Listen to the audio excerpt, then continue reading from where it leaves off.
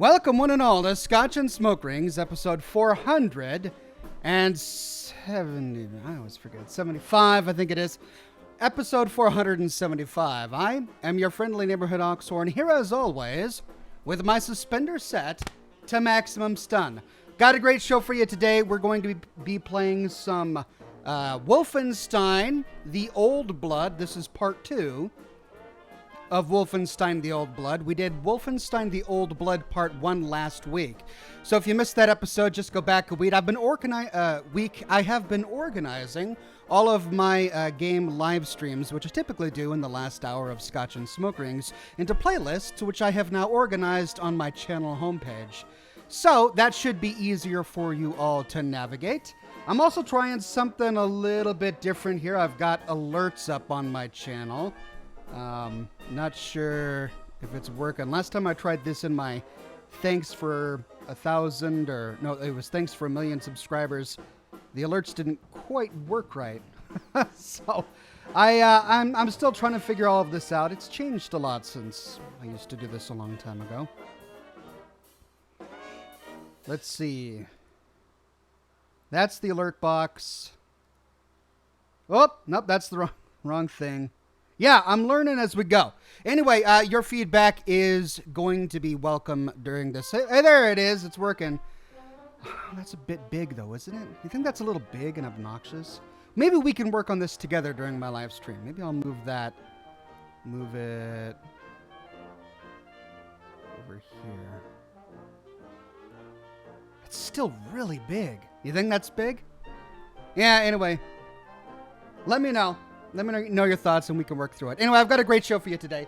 I bought this beautiful thing. Evening Ox says Soft Wokes.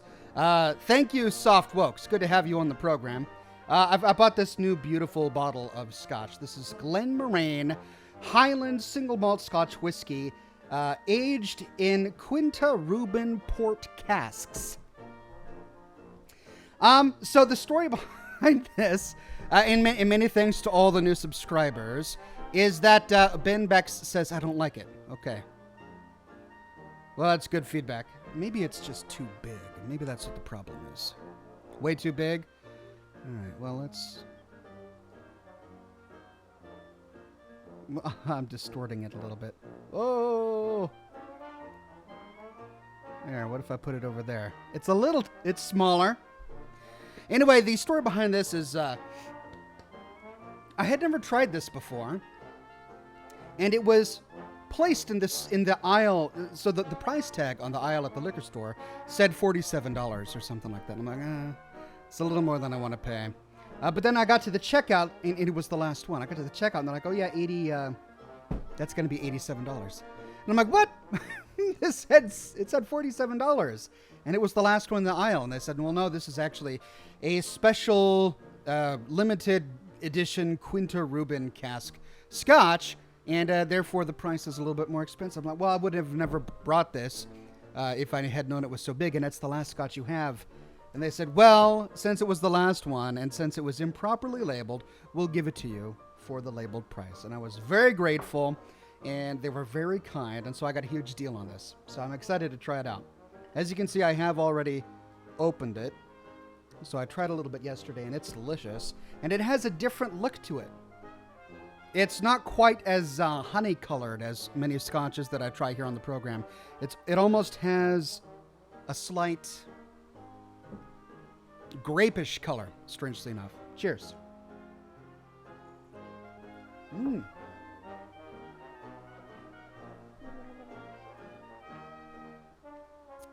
Delicious. Okay. Now, cigars.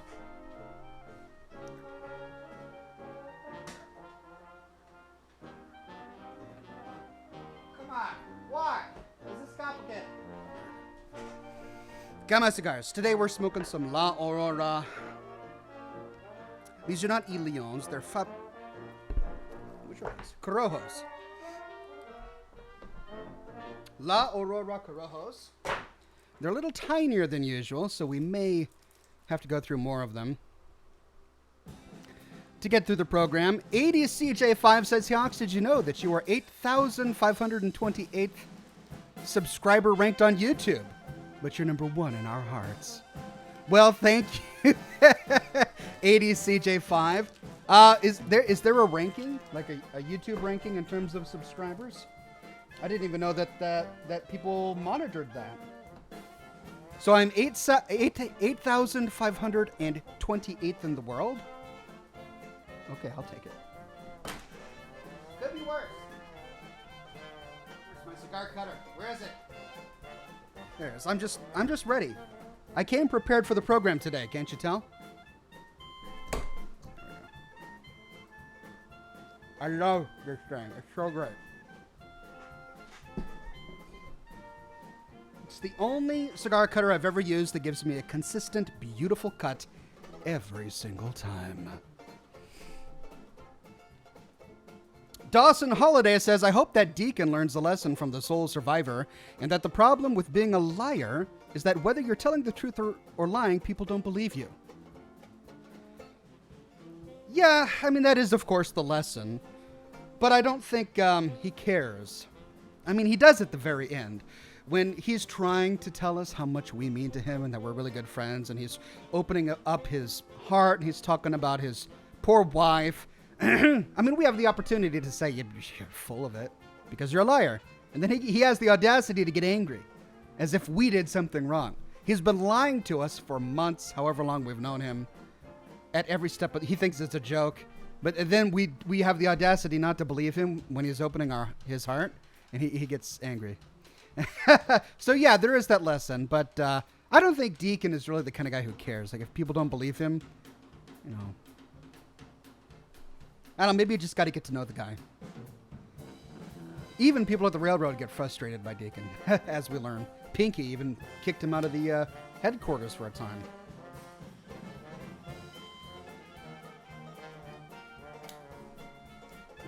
Thank you very much for the tip, Tom. J.A. Dowell says, "Congrats on your 1 million and for all of the content. Try Stash Lancaster cigars. I just bought a box and I love them." That's a great suggestion. I try to remember all of the tips people give me on the program, so let's take a note of this.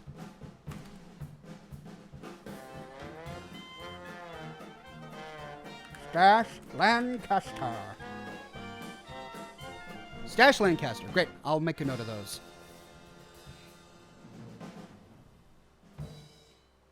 Let me know how the background audio volume sounds. It sounds a little low in my ear. Let me know if I should turn it up.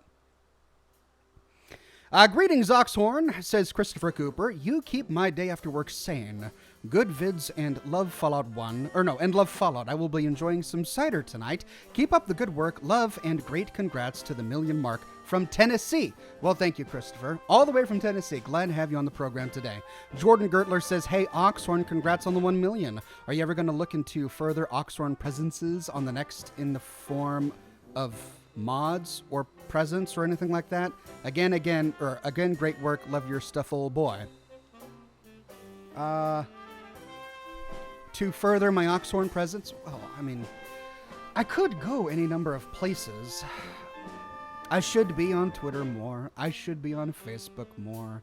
I should actually use my Instagram. I haven't used it in years. I know, there are all these things I should do. I not only have the time, I not only don't have the time, but if I'm honest, I don't want to. Twitter, I don't mind. I check Twitter at least once a day, and I'll respond to a few of the tweets that I get. I don't mind Twitter. It's not that intrusive. But Facebook is so cluttered and clumsy, and every time I log in, it has a pop-up asking me to view some album that I published 10 years ago as a nostalgia flashback, and then I've got 1,000 friend requests from people I don't even know, and then there are animated GIFs, and it's crazy. I don't know it. I don't get it. I don't want to do Facebook. And then Instagram, I don't understand because you just share images, right? I mean, I was one of the very first people to sign up with Instagram back when all they did is the filters and it wasn't this big social network. And I tinkered around with it. In fact, most of the content you find on my Instagram are just old pictures of beers I had and cigars I smoked years and years ago when I was playing with filters. But now it's turned into this big social network that I don't understand. You just share a photo. I don't know. Maybe this is me getting old. Am I just out of touch with the current generation? Wow. And Snapchat. Don't even talk to me about Snapchat. I don't want to know. I don't want to get involved. I just don't get it. I don't want to do it. Are there others now as well? See, Snapchat is still new in my mind, but it's been around for a while now, hasn't it? Again, as always, during my live stream earlier this week when I hit 1 million, I had some people who had tipped who were upset that I didn't answer their comments. Remember, there are a lot of comments flying by, and I'm not going to be able to get to everyone, even if you did tip. I do appreciate the tips, but if I don't get to your comment, please don't take it personally. It's just the nature of the beast. There are a lot of people. Steve Johnson says, absolutely love your vids and would like to know your thoughts on Cyberpunk 2077. Wow, they're really flying by now. Well, I do, from what I have seen of Cyberpunk 2077, I'm incredibly impressed. I described it as a masterpiece because from what I've seen, it looks like the open world game we've always wanted to play with no loading screens. It's a perpetual world. I mean, it just looks stunning. My only concern is the nudity. There is a lot of nudity in the game. And as a YouTuber who's trying to make content for YouTube, that's a problem because I could get demonetized or even get a strike or something. I don't know. I want to be able to make content about such a great game, what is likely going to be a great game, and I would love to spend time playing it. But if I can't make content on it, I'm going to have to find something else to do. Thankfully, there's Fallout 76, and that's going to entertain us for quite some time. Vellingham21 says, I loved your Lost Hills Brotherhood of Steel episode, Oxhorn. Amazed to learn that the Brotherhood of Steel idolizes Sergeant Maxson religiously in death. But in life, he was a simple man who cared only for his men and their families back when and not advanced tech. Well, you say that.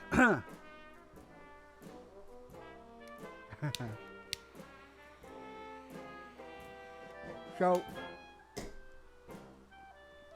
I'm in the middle of my video on the Mariposa military base. I finished all the audio recording yesterday. I didn't publish a video today because the Mariposa military base video is so important and it's so long that I chose not to cut it up into 2 smaller episodes. I'm going to publish it as one big video. So it's going to be about an hour long, and hopefully I'll get it done by tomorrow. No promises. I'm going to try. But I'm almost done editing the audio, which means after the program tonight, all I have to do is sit down and do the video. And if I can get that done, then you'll have the entire video for you tomorrow. But anyway, I'm doing my video on the Mariposa military base right now. And while exploring that base, we learned something really important about Captain Maxson. So, I don't know if I would go far enough to say that Maxson coveted technology in the way that his ancestors ended up doing so. But I am confident in saying that the reason the Brotherhood of Steel covets technology is because of Maxson's original example. They don't covet technology because they think it's shiny and, precious. They covet technology because they want to keep it out of the hands of anyone else. Because they don't want anyone else to do anything horrible with it. And that idea came from Captain Maxson, the original founder of the Brotherhood of Steel, because he discovered what America was doing with the FEV. And that so horrified him and traumatized him that he went on a rampage inside the Mariposa military base, which I'll get into tomorrow, but he planted that seed. That seed in the Brotherhood of Steel that gave them the idea that no one in the world can be trusted with technology except them. They're the only ones who can responsibly use it because they would never do what America at one time did at the Mariposa military base with the FEV. So that kind of does come from him. But, you can't help but sympathize with the guy because he was so horrified when he learned the truth. And he was a family man. He made sure to protect the families of his own family and all of his soldiers. There's a lot of good about him. I don't know if he responded the right way to the situation, but we'll get into that tomorrow. It's going to be so cool to share that with you tomorrow. It's going to be one of my favorite episodes. If I get it done. Which I hope so. Andrew Turner says, good evening, Mr. Oxhorn. Your videos are the best. Keep up the good work. I did want to ask, is there a reason why the Fallout 4 Brotherhood of Steel ideals are so similar to the Enclave from Fallout 3? Well, yes. And that's because if anyone, whether you're an authoritarian dictator or an oligarchy or even a republic, if you put your ideals before morality, you become the Enclave. In short, that's where you become, because anything at that point, doing anything is worth defending the cause. If you're one of those who champions the cause before all else, the cause above all else, then no one is more important than the cause. All of those little lives are incidental when compared to the cause. It doesn't matter how many deaths are on your hands as long as they were to benefit the cause. And this is why every single faction or leader or movement that puts the cause before all else ends up doing atrocities, like Maxon's Brotherhood of Steel, like the Enclave, like the Institute. They always end up committing atrocities because nothing is as important as the cause. The Institute is they had their heads so far in a place that's dark that they infected people with FEV on the East Coast and then sent them out in the wasteland without caring about what happens to the people who come across those super mutants, because that was the research that was necessary for them to perfect the perfect Institute being, the perfect human. While I'm learning more about the Master, I'm seeing striking parallels between him and the Institute. They're the same. They're both conducting biological experiments on people, but in the Institute's case, they go beyond people to creating people, and then they continue to have experiments on the people above ground. Both of them just considered to be people, biological stock that are useful only for their own consumption. In the Master's case, that's literal consumption. But in the Institute's case, they consume people for the cause, to conduct their experiments, to get what they need out of it. So, I mean, to answer your question, yeah, there is the reason that Maxon's Brotherhood of Steel is so similar to the Enclave is because nothing is more important to Maxon than his cause, ridding the Commonwealth of super mutants, ridding the Commonwealth of technology run amok, anything that offends his humanity-first sensibilities. But both of them have the best hope of humanity in mind. That's the weird thing. The Institute, they see themselves as the best hope for humanity. They see themselves as doing the world a favor, as does the Brotherhood of Steel, as did the Enclave, as did the Master. They all have the best interest of humanity in mind. Doesn't matter what their motives were. What matters is whether or not they have any morality. If they discard their morality for the cause, they become monsters, which is why they're all monsters. Anyway, well, sorry I got off on that tangent. Ghost Sniper says, when will L.A. Noire come back?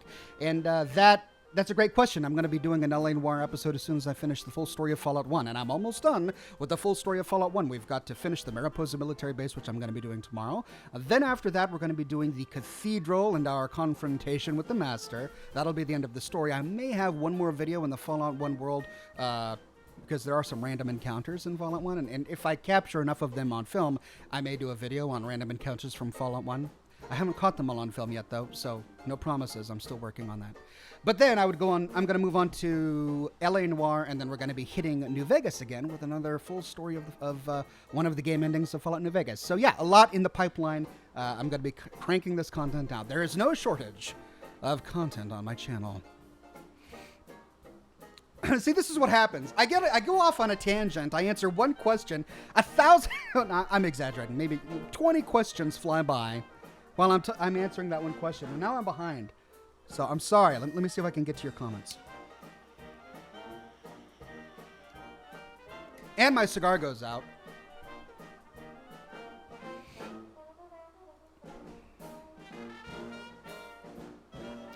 Vellingham says, I'm using a new app too. I'm using something called Streamlabs and it's glitchy. Vellingham says, Wolfenstein tip of the day. To hell with stealth. Go in guns blazing. Like a true red-blooded American, bullets blazing paves the way to democracy. I mean, yeah. That's how I thought the game was supposed to be played. But I learned my lesson the hard way that doesn't really work. I mean, at least in Old Blood. In Old Blood, I fight my way out of that pit. And if I pick up a gun, I fail. I mean, they're in full armor, and I don't have any armor. Even if I steal their guns, I can't kill them. I had to stealthily, tear them apart with my pipe, my shiv. And then ever since that, I'm sneaking all over the place. Maybe I'll try to get more Rambo later.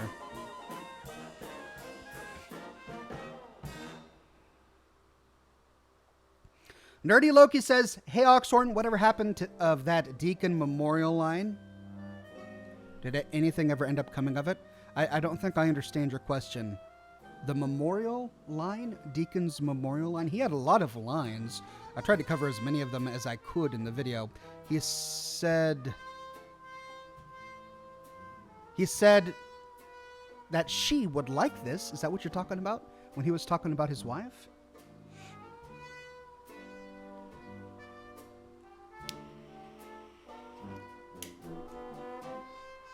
Sorry, I don't know. Elizabeth says, hey, Oxhorn, I don't have a question. I just appreciate the work you do and the art that you create. Thank you. That's very kind. Denhin says, not usually able to catch you due to the third shift. Congrats on 1 million, and thanks for all you do. Well, thank you very much. And good luck at work today. The Dark Knight Archive says, hey, Ox, I'm currently sick, and you watching the stream is helping me get through this. My sober butt is drinking water and eating soft food. Cheers. Well, I hope you feel better. Drink that chicken noodle soup. And water is always better than Scotch when it comes to recuperating. Not that I've tried. I mean, I have tried. So take my word on it, I guess.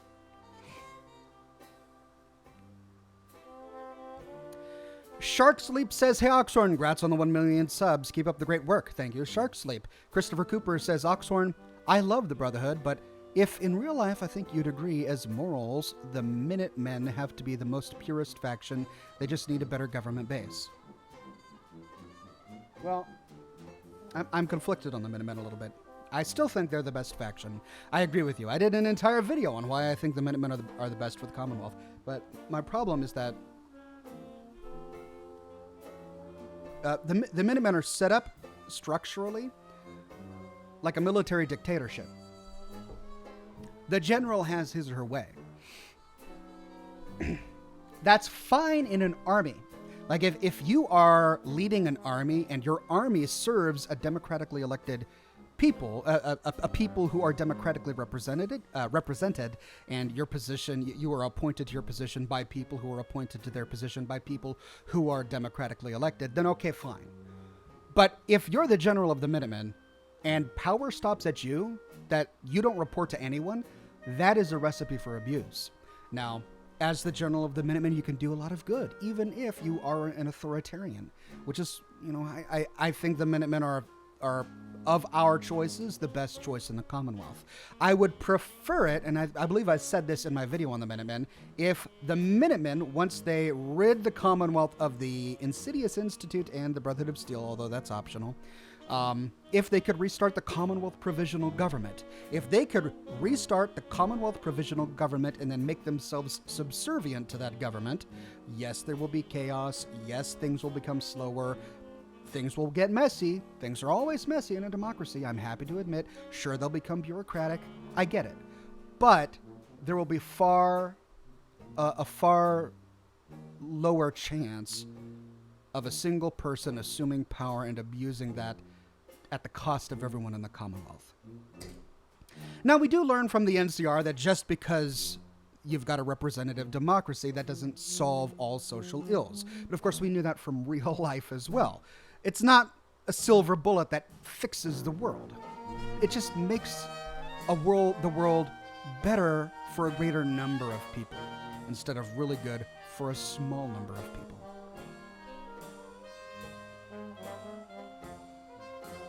Would you consider covering the stories of any new Vegas expansion mods?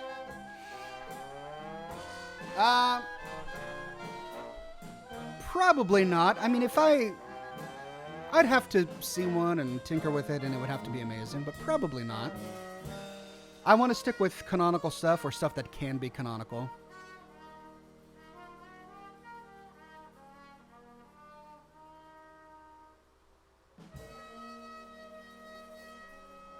The problem with this app is it doesn't let me scroll back in time to see some of the other comments that I got.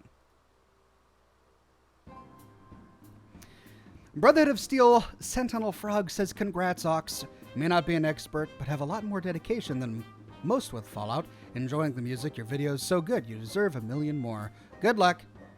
Do too much for us. You do too much for us. Well, thank you very much. I'm certainly not an expert, but I'm learning. I'm learning as I'm playing through the games. You won't believe how many experts contact me and offer their expert services. Saying how much of the lore they know and how they're willing to write my episodes for me. But I want it to be mine. You know, I want my channel to be mine, and I want to tell my own stories. Well, I want to tell the stories in my own way. They're not really my stories. It's just my unique perspective on them.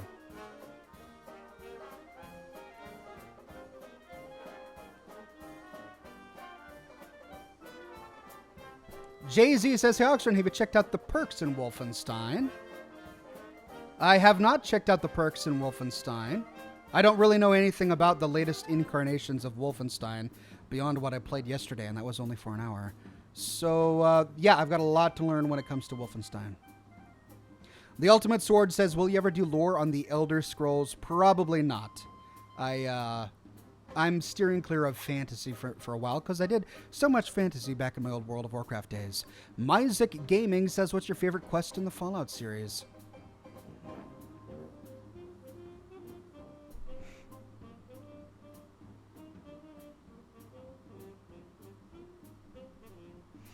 Great question.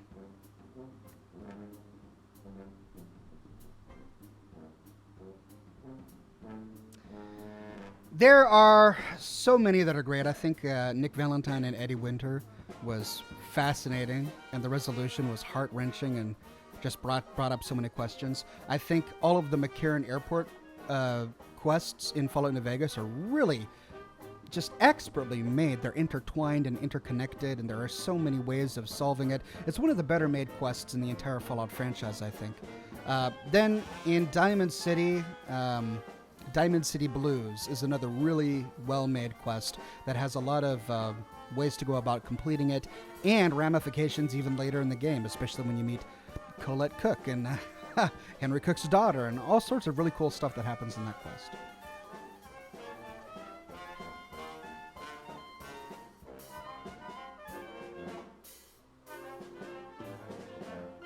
Taz Grigsby says, any plans to cover the Malden Center Station? Didn't see it when I did a search through your channel. Trying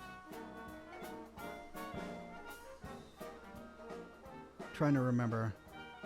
Malden. That's not Fallon's. Where's Fallon's? Malden's is up by MedTech, isn't it? Yeah, I haven't done a lot by MedTech yet, but I did the school. I did the Malden school. That's right. That is the Malden area. Malden Center Station. No, I don't believe I've done that one yet. Let me give myself a note. Malden Center Station. I'll take a look at it to remind myself what was there.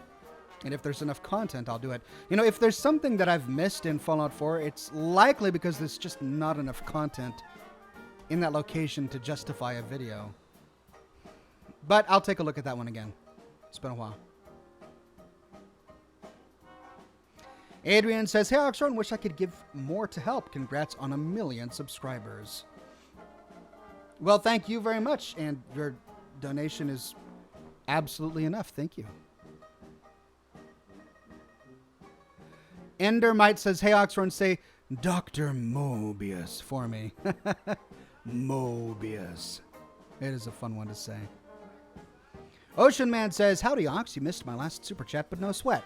Have you considered playing Red Dead Redemption 2? I feel like it would suit your channel well. I have considered it. I even mentioned it in a previous live stream as a game that I could cover on this channel. But the thing that concerns me is the story. And I don't know in which direction the story is going, but from everything I've seen, you're an outlaw. And you're an outlaw. Like, you get to choose what kind of outlaw you're going to be. Am I going to be a morally gray outlaw or a morally black outlaw? But I think the game kind of restricts you in being an outlaw. And I don't know, I just kind of lose my interest at that point. It may be a beautiful game, but if I have to spend my time in this game committing crimes and holding up trains, I mean, sure, there's excitement in doing that, but it just loses its interest for me. Like, the story becomes... Well, I don't want to judge the story before I've played the game. I mean, I don't know where the story is going to go. But just being honest, if I have to be a villain, I just lose my interest. That said, I could be wrong about that. Maybe they allow you to not be a villain. I don't know. It's something I'll look into. But there are so many options. Like, in addition to Fallout 76, there's Metro Exodus, which looks great, that I want to play. So, if only I could duplicate myself to get more done, you know?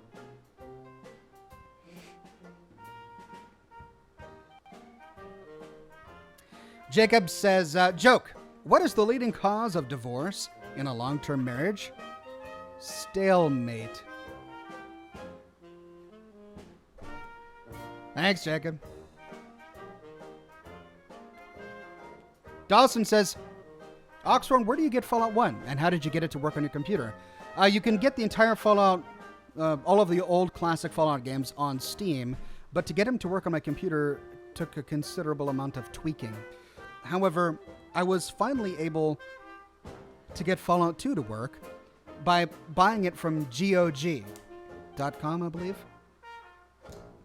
The version that I got from Steam, I just could never get it to work. But I simply bought the version from GOG, and without altering it in any way, I got it to work perfectly, flawlessly. So, yeah, that's what I would recommend. Just don't get the one on Steam. Get the one from GOG. Jay-Z says, Ox, go to the collectibles menu. Perks located there. All right, I'll check it out when I get into Wolfenstein.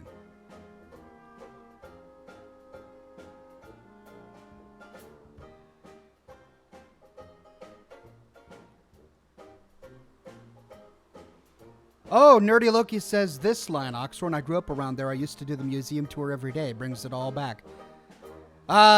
He's referring... No, Nerdy Loki, yeah, he was on Discord, and he was trying to help me figure out a lore question I had about Deacon. So a lot of I was able to capture many of the comments that Deacon said because I took a look at his script.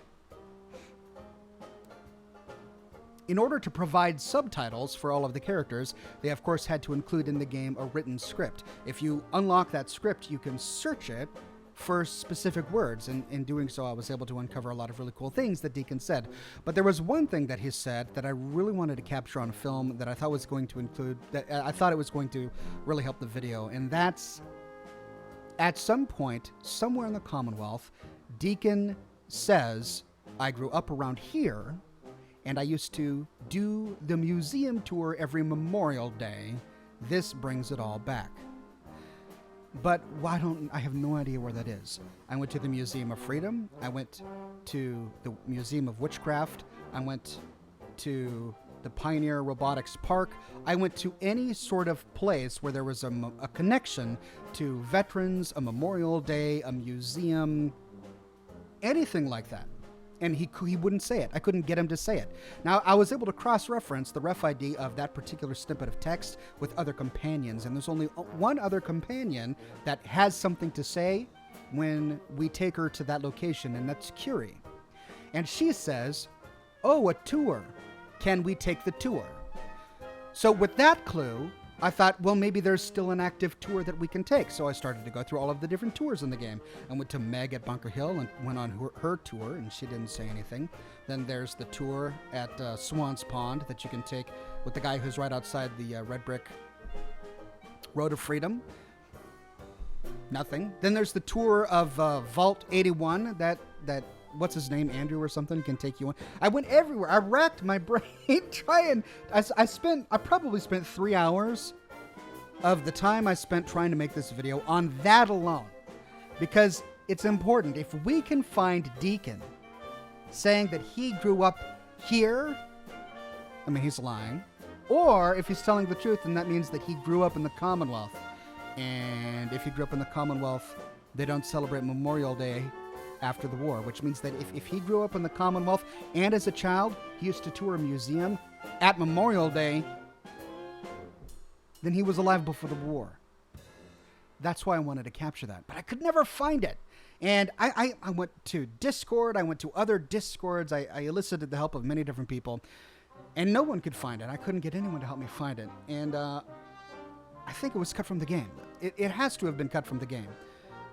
They still include subtitles in the subtitle scripts for events that were cut from the games. So my only conclusion is that particular snippet was cut from the game, and so I couldn't include it, and that's why I didn't mention it in my video. But it would have added a different facet to Deacon if we could say that he's at least claiming to have been alive before the war. And it would add another feather into the hat of our he's a ghoul theory. Anyway, yeah, never found that one.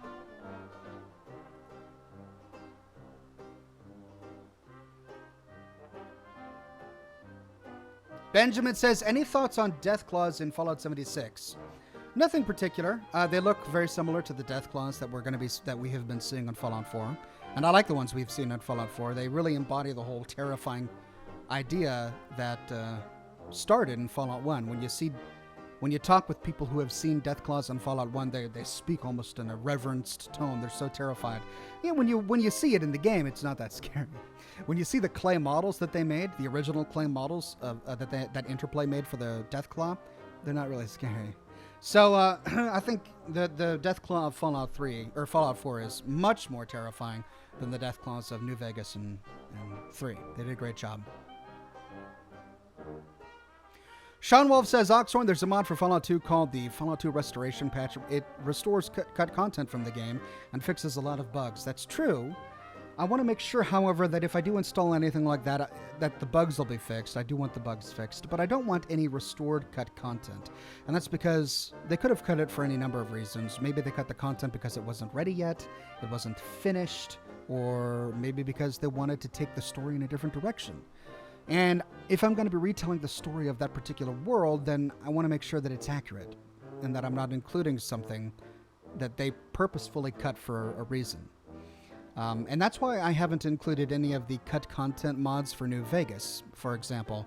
There's a ton of content that was cut in Fallout New Vegas, and I don't include any of that. Every now and then I'll include a minor thing, like more trees around the Hoover Dam to make it a little bit more interesting, or the ability to see the King's neon guitar in Freeside when on a different gate in Freeside. Small things like that don't alter the story in any way. I'm happy to restore those pieces of cut content, but if it's a storyline thing, I don't want to restore it because I never know if they cut it for a reason, if they just chose not to tell that story. For example, in Fallout 1, we learn that there was this race of intelligent raccoons that they had originally intended for the Vault Dweller to discover in the glow. They had made an entire backstory. They had created an entire other zone, but they cut it at the last minute, not because it was glitchy, but because they felt that it didn't work within the feel of the Fallout world. And I want to be able to respect that decision that they made. And so I mentioned them because they are briefly referred to in one of the holotapes, and so I explained that reference, but then, I didn't go into all of their lore because that lore is not canonical. So you got to be careful when it comes to the cut content. And if you do restore any of it, do so with a light touch if you're worried about, canonical lore.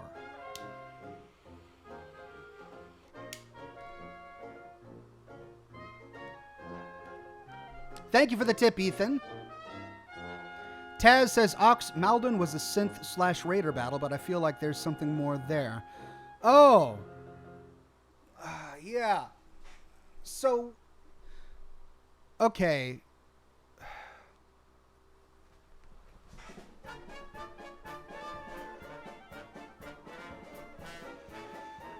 We go there with the railroad. I believe that's the only quest where we're sent there. And it would be a shame to cover that place without going there with the railroad. But there's no lore there at all. Like, there's no lore there. It's a scene. It's just a set piece for that particular part of the railroad storyline. And now I recall why I haven't covered it. And that's because when I start going through the full story of Fallout 4, I'll do with Fallout 4 what I did with New Vegas and go through each faction at a time. So when I sit down to go through the railroad faction, I want to be able to save specific places like that, and like Kendall Hospital, another place that I haven't covered yet, just because those specific locations were created just for that storyline. There's nothing in Kendall Hospital that's really worth seeing. There's hardly any lore, but it does have a prominent role in the railroad storyline, and that's really why it exists. So I'll cover stuff like that when I go through the full story of Fallout 4.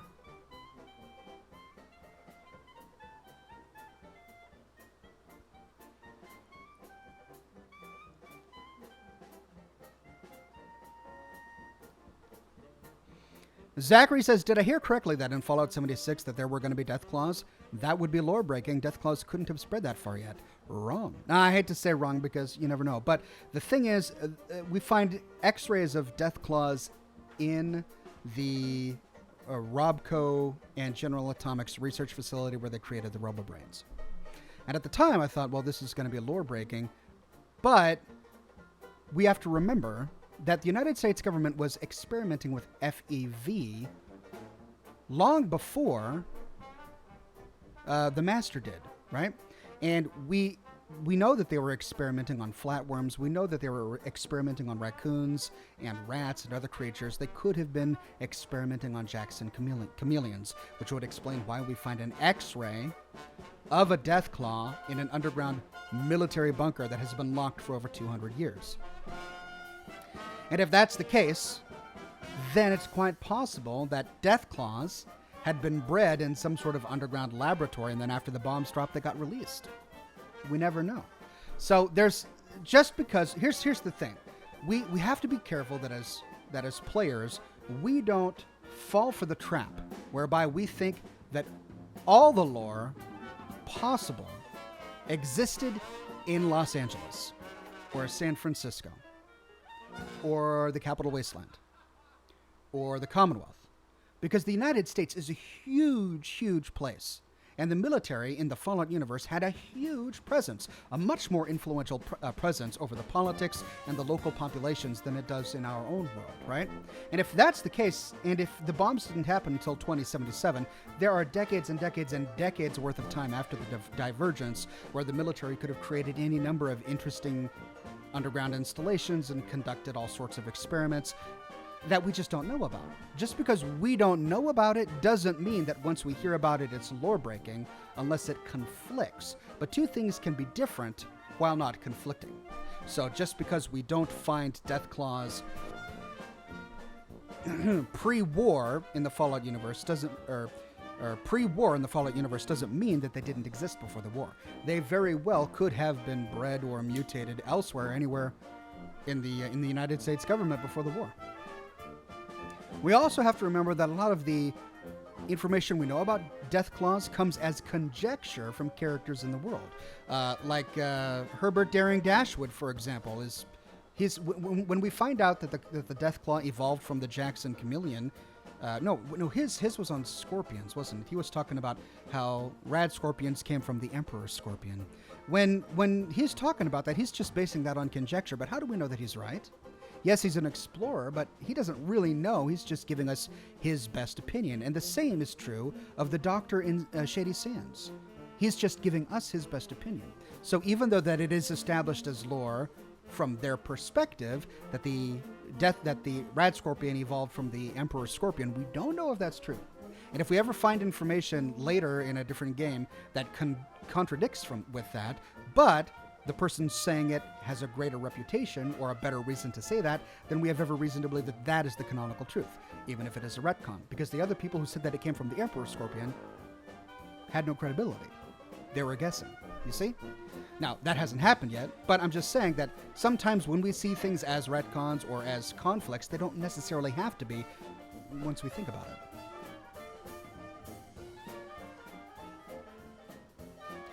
Gamer says, hey Oxhorn, have you ever considered Borderlands 2 in one of your streams, in single player or multiplayer? Maybe. I mean, the look of the game doesn't really appeal to me. I know it has a unique style and look, but, I don't know. It just hasn't really captured my imagination. But who knows? Maybe someday I'll do that. Pop a big smoke ring, says Ryan Bromschwig. Okay. A big smoke ring. Here we go. Play the game, says Timmy. Timmy, calm down. For the first hour of my broadcast, I talk. This is the only opportunity we have for a Q&A where I can answer your questions and you can send your questions to me. And this is what we do for the first hour.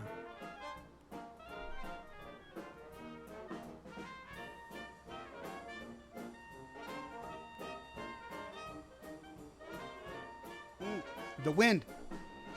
Nick Hall says, yesterday was my birthday, so I felt like giving you a gift for being one of my favorite YouTubers. Well, thank you, Nick. Very kind of you to give me a gift on your birthday. I appreciate it.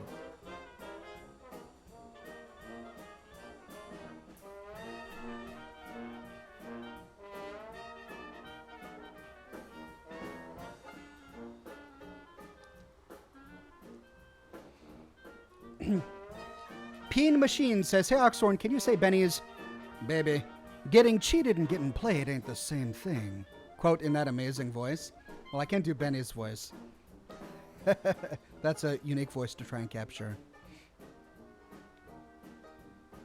Oxhorn, are you going to tell us what happens if we give the Water Merchants Vault 13 location and a great job on a million? Thanks. Yeah, I'm trying to figure out the best place to share that information, and it's complicated because in the original version of Fallout 1 that we bought from the stores, after we give the water chip to Vault 13, another countdown timer starts. But that countdown timer is invisible and we're never told.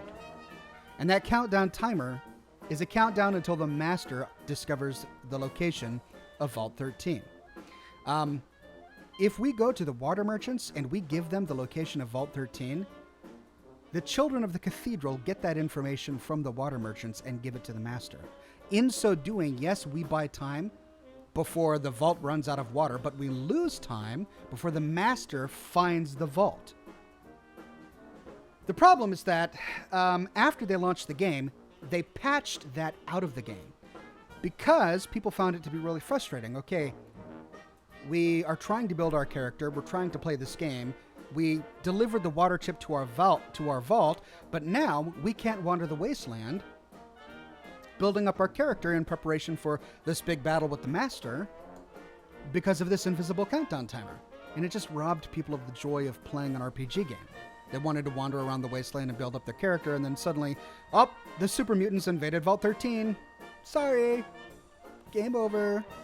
So, yeah, they realized that was a bad idea, and they patched that out. They essentially made it so that the master doesn't discover the vault for years and years and years. It was patch 1.3, I believe. So most people playing the game today have that patch installed and never experience what many of the original players of Fallout 1 experienced, and that was sheer frustration when the master discovered their vault, just because they took too long after delivering the water chip, or just because they told the Water Merchants about the location of Vault 13. So I'm trying to find a good spot within the story to tell that, and I haven't found it yet. But maybe it'll come up.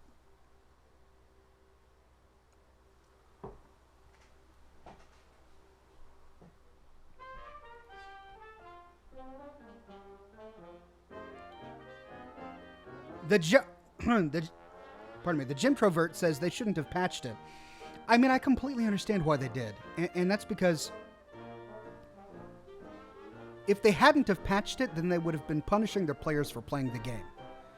As a game developer, you want people to play your game. You want people to enjoy your game. And you've got this, 13-year-old boy. He just installed the game. He's playing an RPG game. He's loving it. He's getting enthralled in the world, and he's exploring. And then they punish him for exploring by telling him that he failed an invisible countdown timer that is never explained to him in the game. He's never told that after giving the water chip to Vault 13, that the master's going to invade his vault after 30 days or something. He's never told that, so he can't even make preparations for that. And after you beat the game, you can't keep playing. So it's why would you punish your player for playing the game? I completely understand why they patched that out of the game. Rootman says, We Happy Few is a cool game. Any thoughts on playing it? When I first saw the trailer for We Happy Few, I thought it looked amazing. But then I read some reviews saying that it was unfinished and it wasn't what we would expect from the trailer.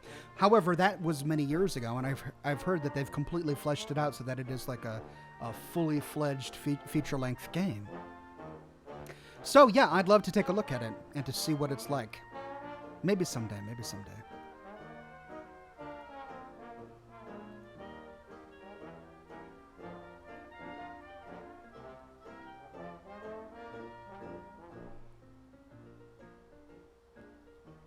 Jared says, post-patch, you could still do a self-rule to beat it within X days.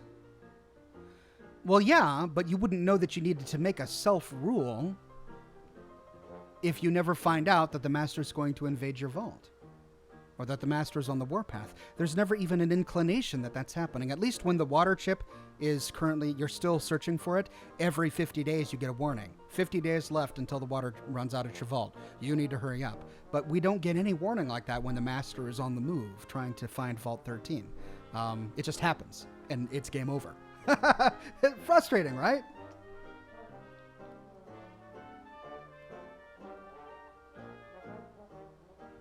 Nicholas says, have you ever considered writing a noir novel with the way you narrate L.A. Noir series and your brilliant way of portraying a murder or theft? I think you'd be quite good at it. I would love to write a noir novel. That would be so much fun. I have to tell you, my secret delight is in crime fiction. Well, detective stories, really. I've watched, and I watch a lot of television. I've watched every episode of Hercule Poirot, Agatha Christie's Hercule Poirot. I've watched a lot of Sherlock Holmes, although Holmes isn't necessarily my favorite. You know what I'm watching right now that I just am addicted to? Father Brown. Father Brown on the BBC. It's so great. I'm all the way up to season 5. That's how I reward myself. At the end of a workday, when I've finished my entire video and it has to render, I have to wait an hour for that video to render on my computer. And I do have to wait. I can't go to bed because then I have to upload it. And if I'm not physically here to upload it and put the ads in, it doesn't get done. So I have an hour to kill. I watched an episode of Father Brown. What's another good one? Foyle's War. Foyle's War is another great one. If you've ever got time, I believe it's still on Netflix. Check out Foyle's War. Pardon me. Jason M says, do you know any lore around the named ghouls you encounter near Hangman's Alley in Fallout 4? I think you're talking about the random encounter where you can discover a group of named ghouls who rush at you. And they don't always appear near Hangman's Alley. And if that's what you're talking about, then yeah, those are the ghouls of the sole survivors' pre-war neighbors. Mrs. Smith, Mr. White, or whatever their names were. That's the lore behind that. All right, one more question, then we'll get to the game. Bill Bollinger says, hey, Oxhorn, I hope everything is going wonderfully for you. I know it's hard to pick one or two companions, but how about your favorite one for each faction playthrough that you've done? Well, I think that's evident by my faction playthroughs. So the thing that broke my heart about Fallout 4 is I wanted to make a big guns Brotherhood of Steel character with Dance as my companion in arms. Dance, my buddy. He and I, with our Gatling lasers, killing the mutants, killing the synths, and taking on the Commonwealth. But you can't because of blind betrayal. Because of blind betrayal, I don't know, that's what I wanted. I wanted, like, my battle equal. It was so just heartbreaking and disappointing. And so, I mean, I was thinking, what other companion could we at least pretend would fit into the Brotherhood of Steel? And I know it's a bit of a stretch, but in my game, I chose Kate. So for my Brotherhood character, his companion is Kate because she needs a little guidance in her life. And it doesn't really work, though, because if you destroy the Brotherhood of Steel, she's thrilled. She's like, yeah, good on you for killing the Brotherhood. I don't know. It's front. So I put her in a big suit of power armor, gave her a Gatling laser, and she's my big, muscle buddy. But, yeah, I couldn't think of another character that would really work in that situation. I really wanted a Brotherhood of Steel soldier as a companion, and the one they give us, Blind Betrayal. Then for the Institute, the obvious answer is X688. So that's my companion with my Institute character. For the Minutemen, the obvious answer is Preston Garvey. So that's my companion from my Minuteman character. And, for my Railroad character, I ran with Deacon for a while because that's the obvious answer for her. But as a stealthy assassin, having any companion whatsoever is difficult. So after I maximized affinity with Deacon, I sent him back to Railroad headquarters just because he kept getting me in trouble. Okay, let's move on.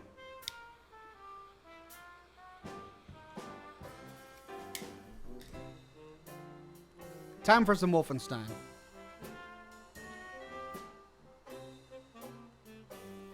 Let's see if this works.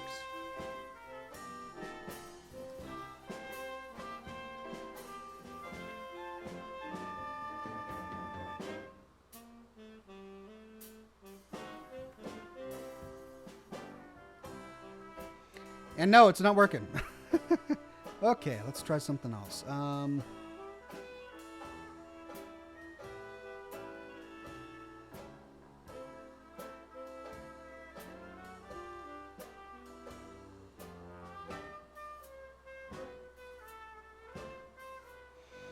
right, pardon me while I get through some growing pains here. I'm having to...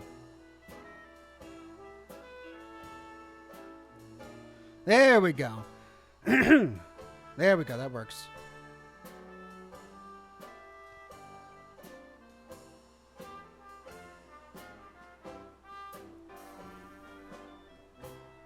Hold on. Let me adjust this.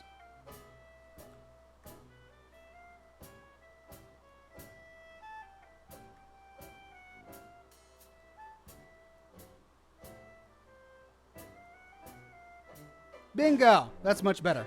Okay, so I've got my event list. Oh, but the alert box is way up there. Hold on, let me move the alert box down so that it's not quite so big.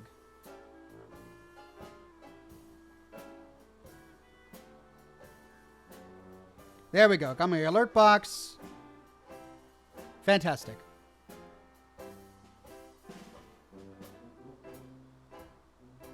Okay, let's move on with the game. Okay, here we are. Nope.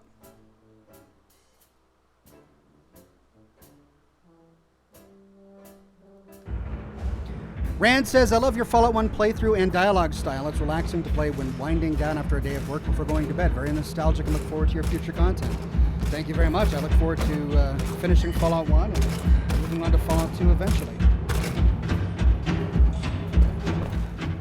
Jesus Christ, that's a big fucking dog.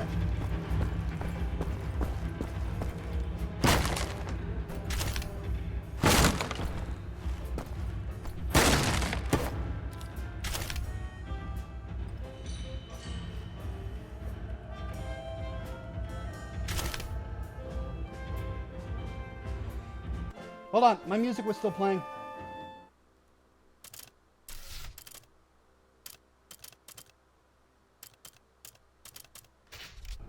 Okay. Oh, I can't do that one? Okay. Well.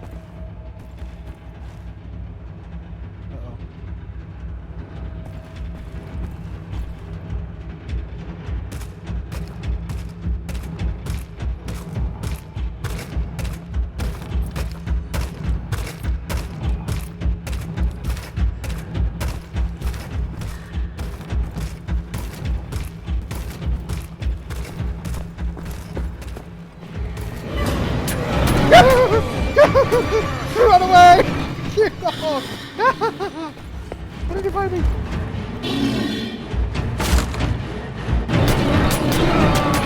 Get off of me! Okay, well, let's be a little bit more careful this time around. Okay.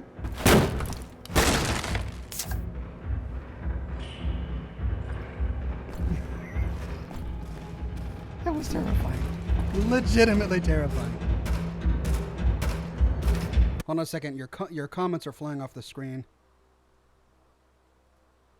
There we go.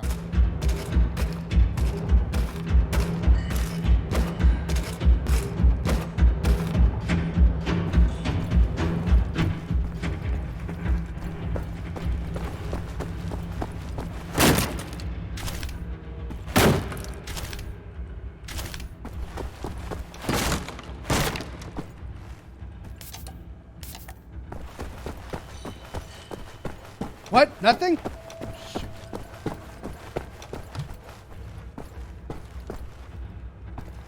Where am I supposed to go?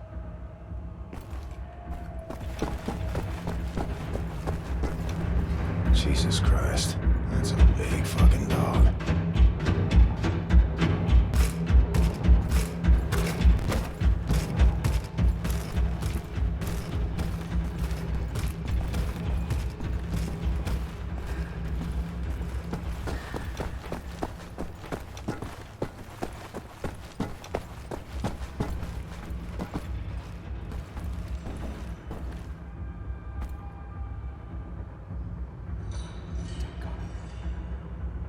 I did not mean that ironically.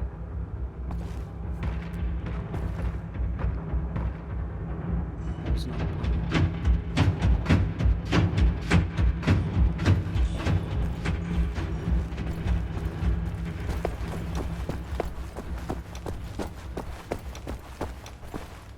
Where do I go? Where do I go? Where do I go? Ah! Ah!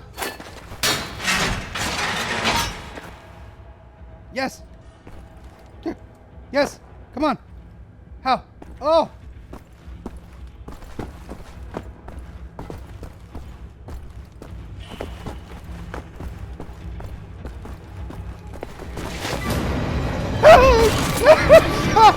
I failed! Ah! Why is this so hard?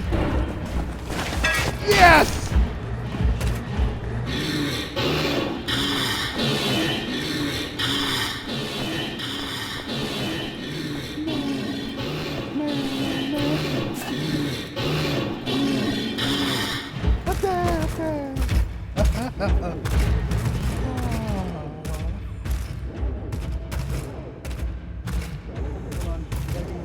That was terrifying.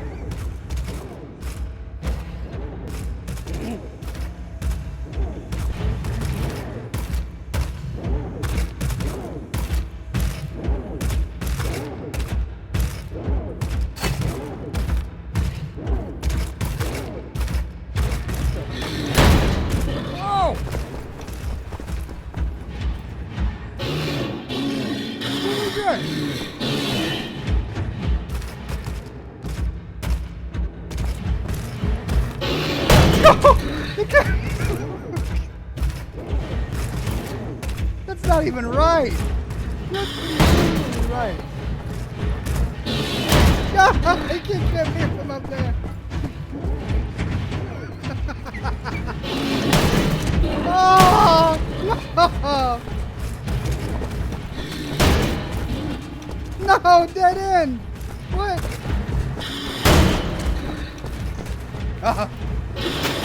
Get off of me, man!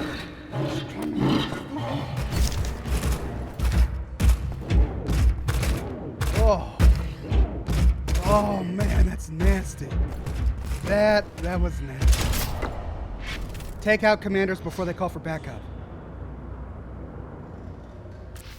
I don't even have a gun. They haven't given me a gun yet. Commanders can radio for reinforcements. If you manage to take out all area commanders without being detected, they will not be able to set off the alarm and call for backup. If you move in with guns blazing, kill the commanders quickly before they have time to use their radio. Commanders will continue to call for backup until they are dead. Oh. Oh, core blimey. Ah, gold. Ah, yes. Can I please have a gun? I just want one gun. One gun. I don't even care if it's a pistol. I can deal with a pistol. No, you're not going to give me a gun. This is why I'm not going in guns blazing. I don't have a gun. I just want a pistol. Signal detected 45 minutes. Signal detected 24. Oh, meters. Meters. Okay. So those are the bosses. Ooh, I'm going to have to do a stealth kill. That's what I get to do. Hooray.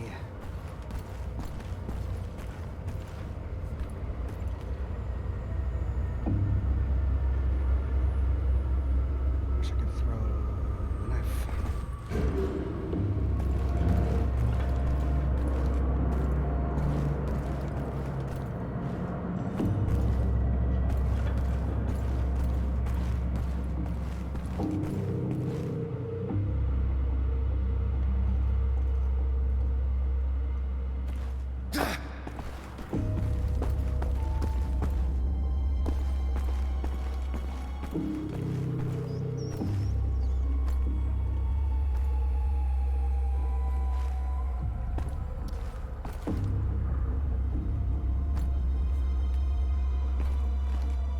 Oh, really?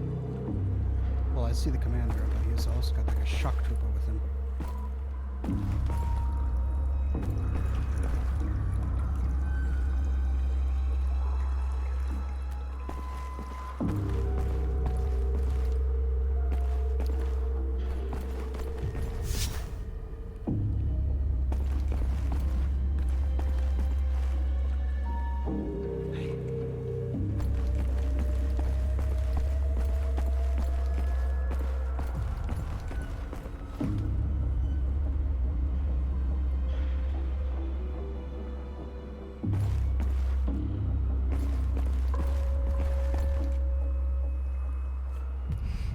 I gotta get him while he's walking around. When he's walking back, that's how I gotta do it. Wait till he's walking. Walk, walk, walk.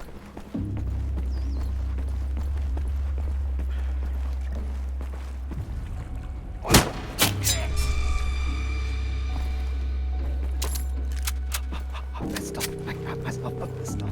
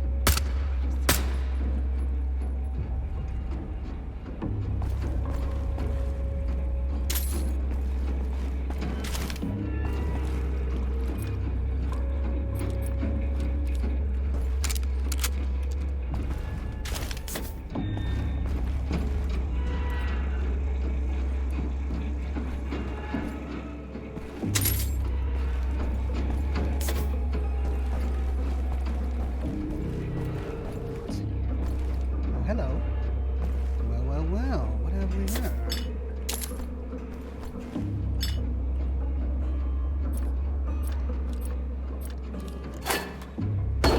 Nope.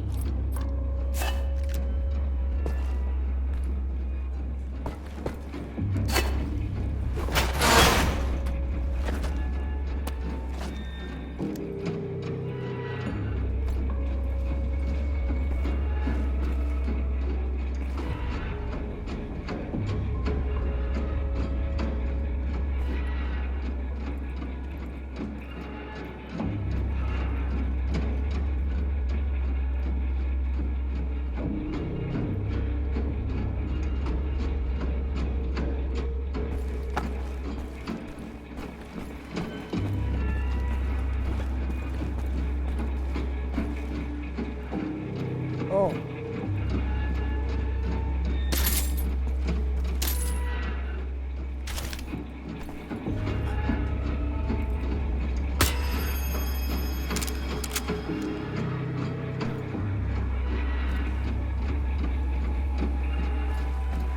Oh, I'm getting actual alcohol. Can't get actual alcohol.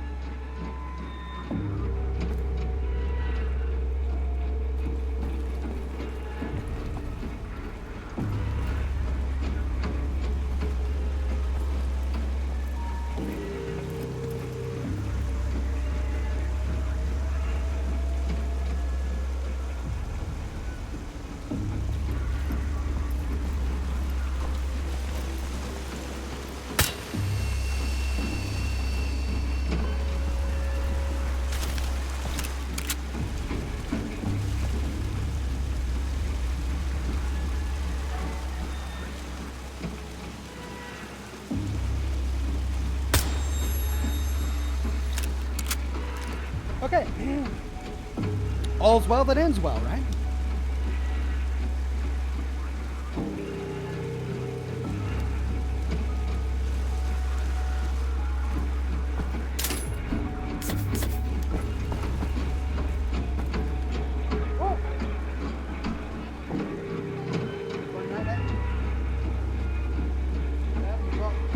I'll have to kiss you goodnight later, okay?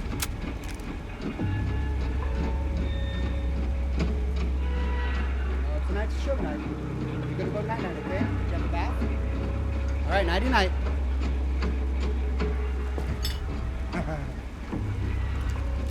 She snuck up on me. Glad I wasn't playing like a horror game. Alright,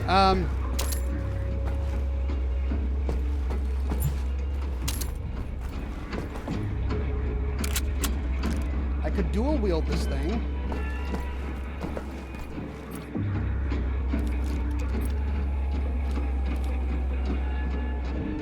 I don't know if that's really necessary.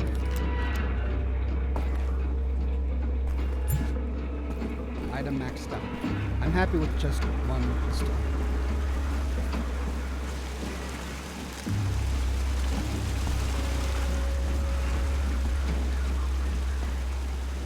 Now I saw some guy on a boat down here.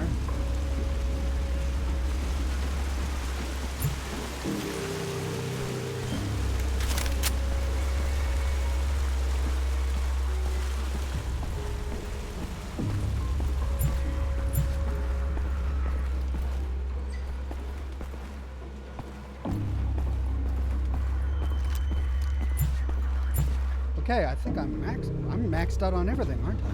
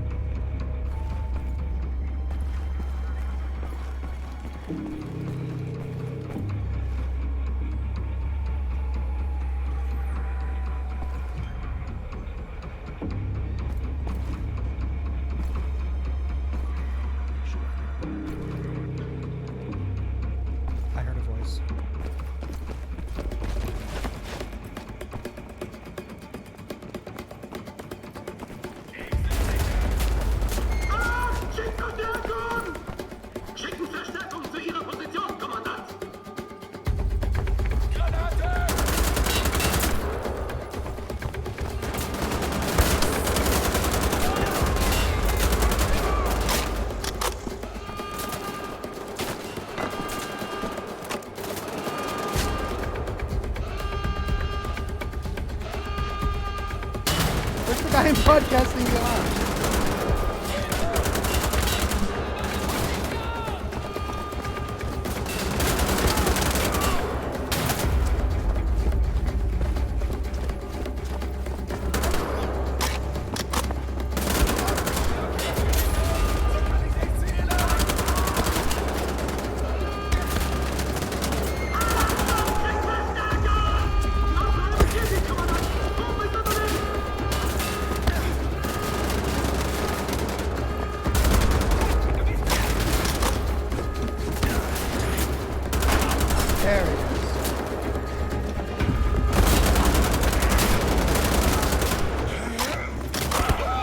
Oh, they got me. Oh, for Pete's sake.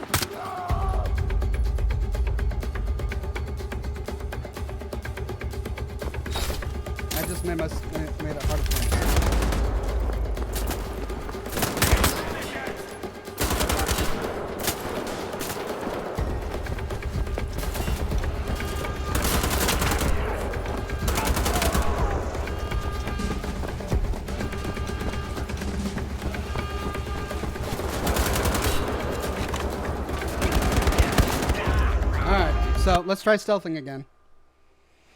I can't believe they made me go all the way back there, though. It's ridiculous.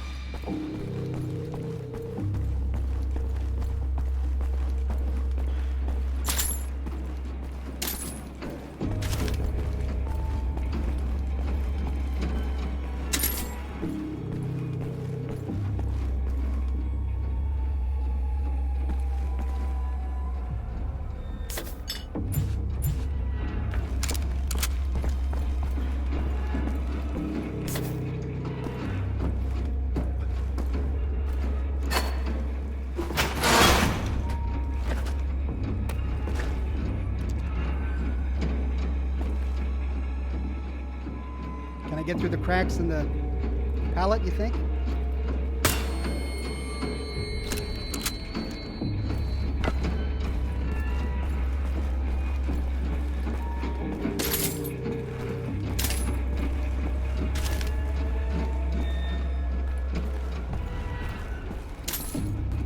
Well, at least I'm geared up again.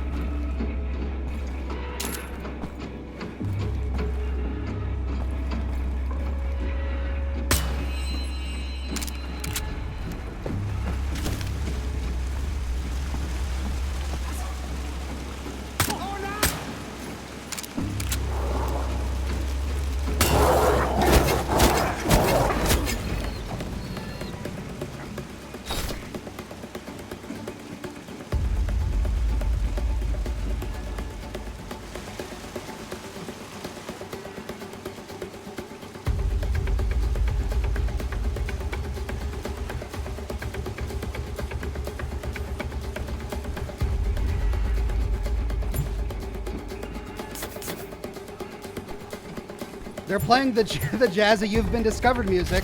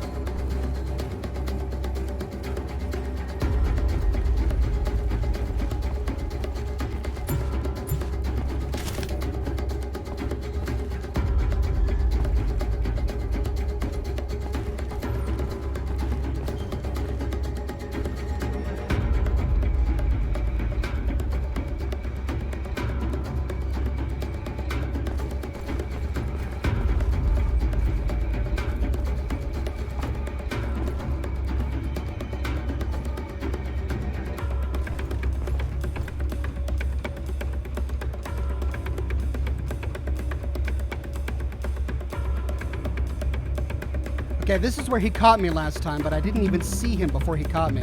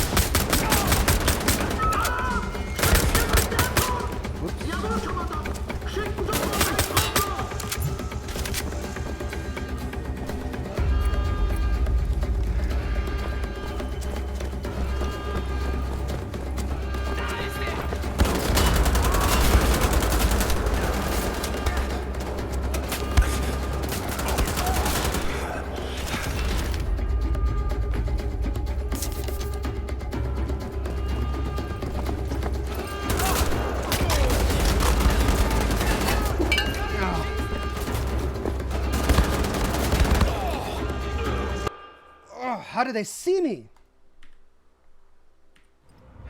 You know it's bad when they say on the death screen, you know, you can change game difficulty at any time.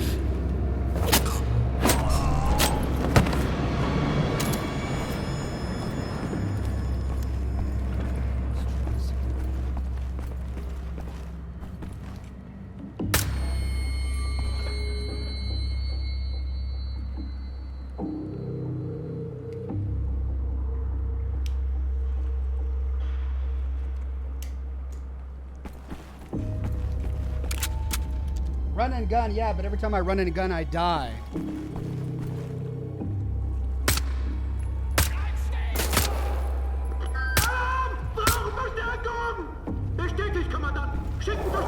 Nope, that was a bad decision.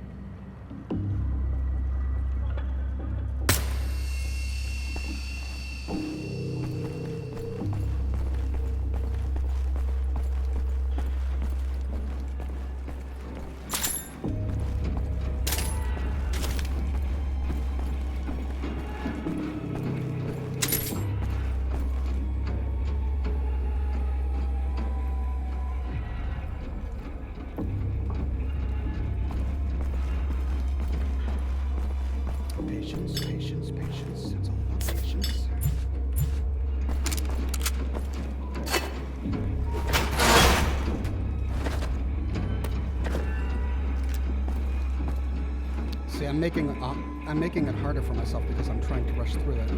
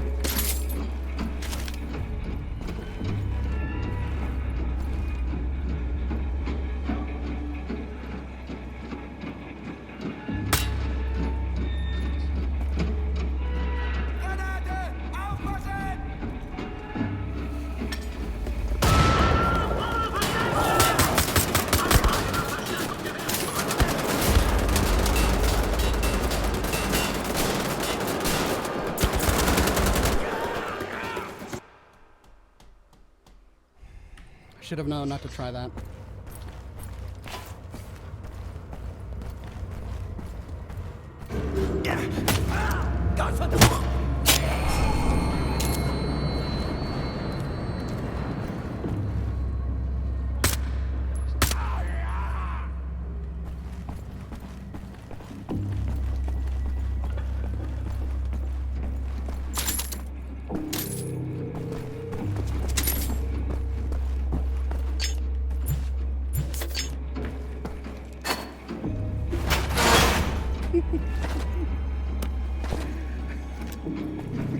You guys say, Ox, stop dying. Working on it.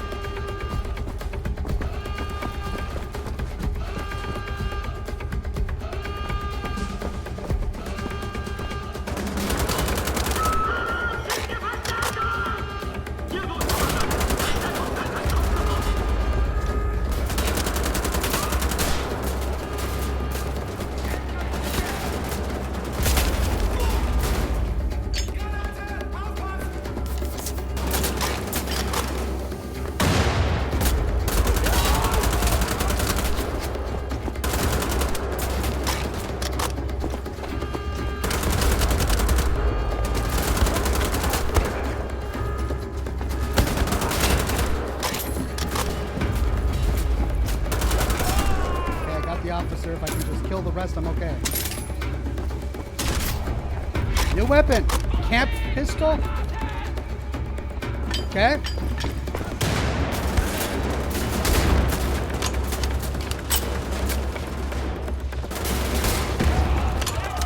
Like it.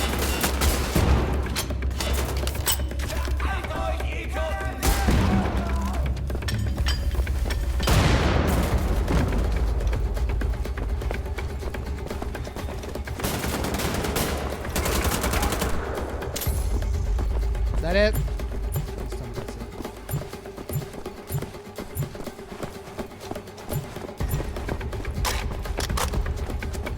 it. See, you stick with me long enough, I get there. You stick with me long enough, and I do get there.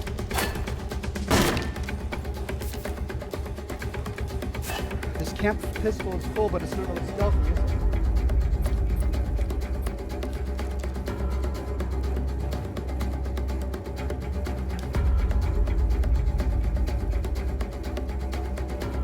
Oh, Oxhorn, thump, thump. Exactly.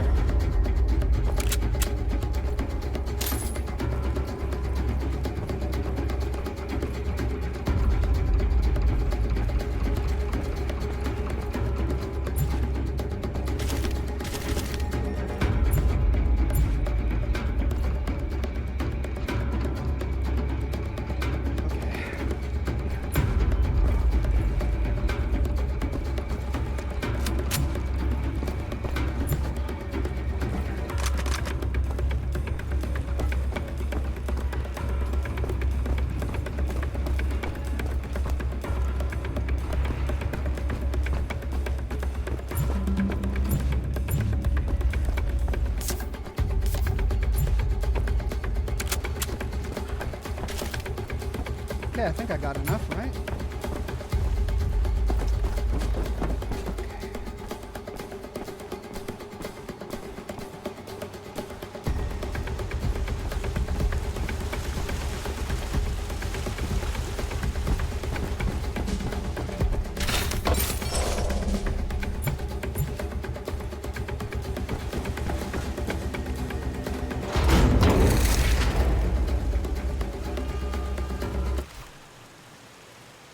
I need to use that barge to navigate these waters.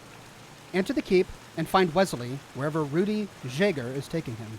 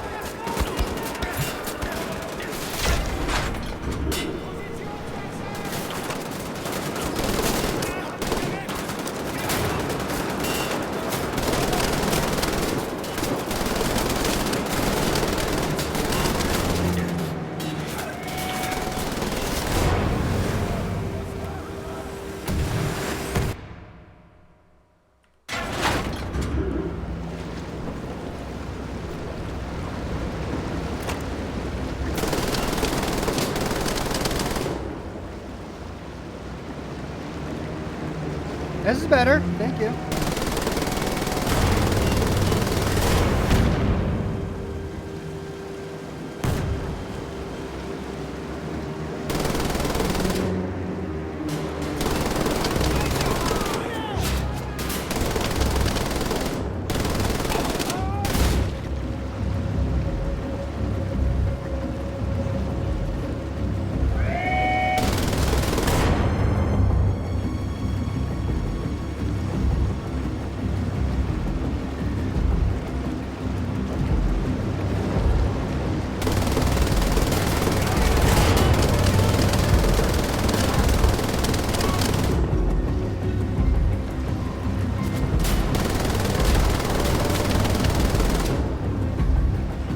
I love how they just stand around those explosive vats.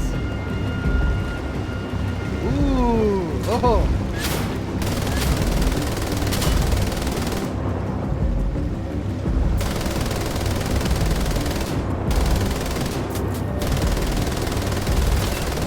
Oh, come on. Handling.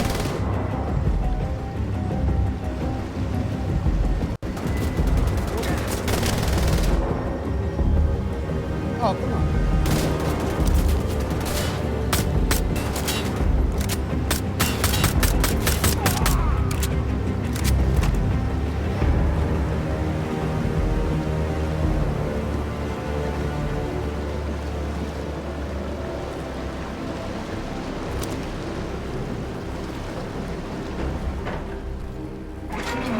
Well, we made it somehow.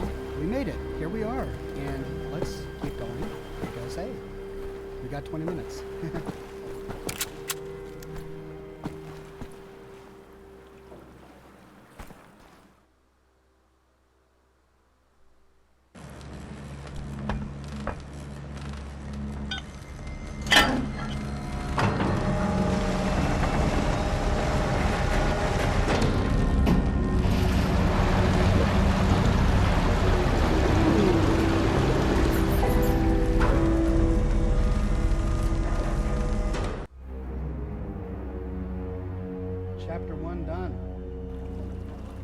We won't get through chapter 2 tonight, but I'll do my best.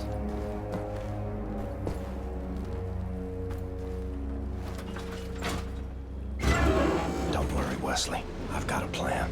Break into the keep, kill every goddamn Nazi in there, and set you free. Then we get the hell out of this place and contact Kessler in the village tavern. It's a great plan. I like that plan.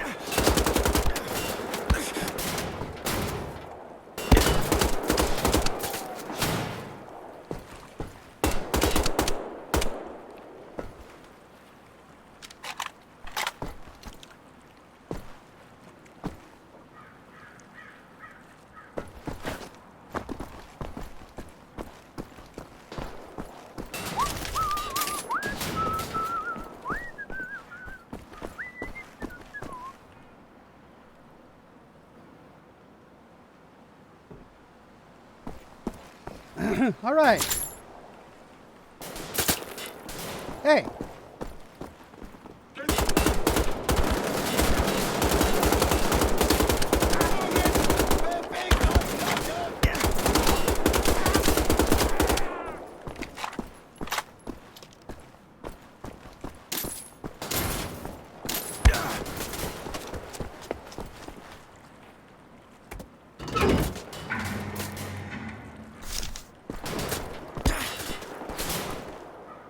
Do I have to wade? Wade in the water.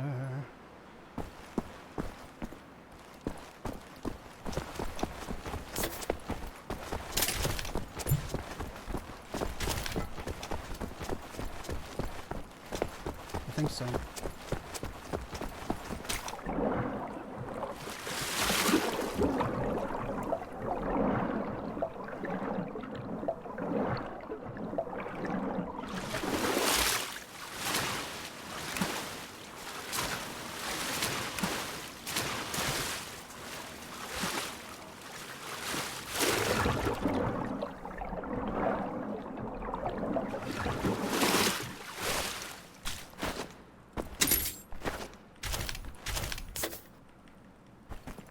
Is that it? Oh, wait, no, good. Okay, it is the way forward. And a save.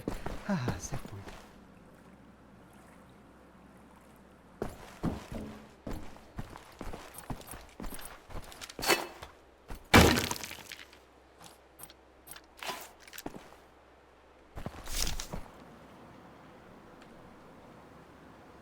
Mm-hmm.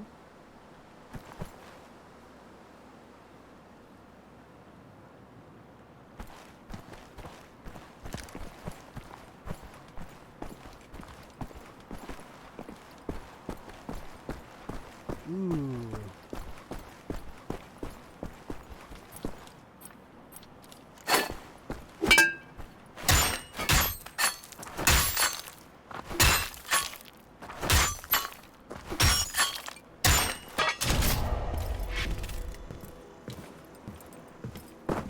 Oh, come on.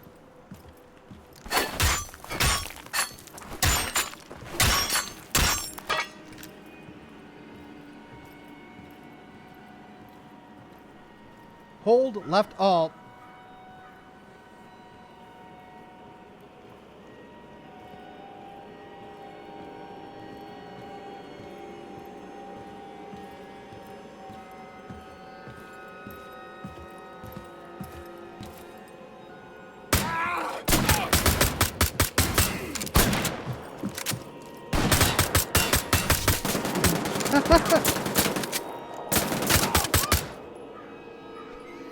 What was that? New weapon, shock hammer. Shock hammer. Ooh. What does this do?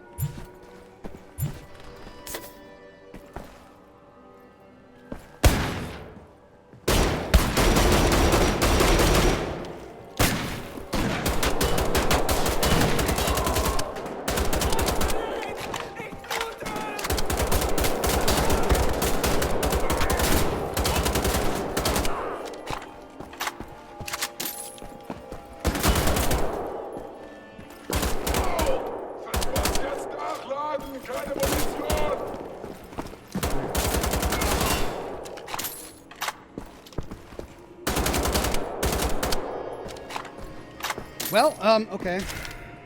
Could have been more graceful.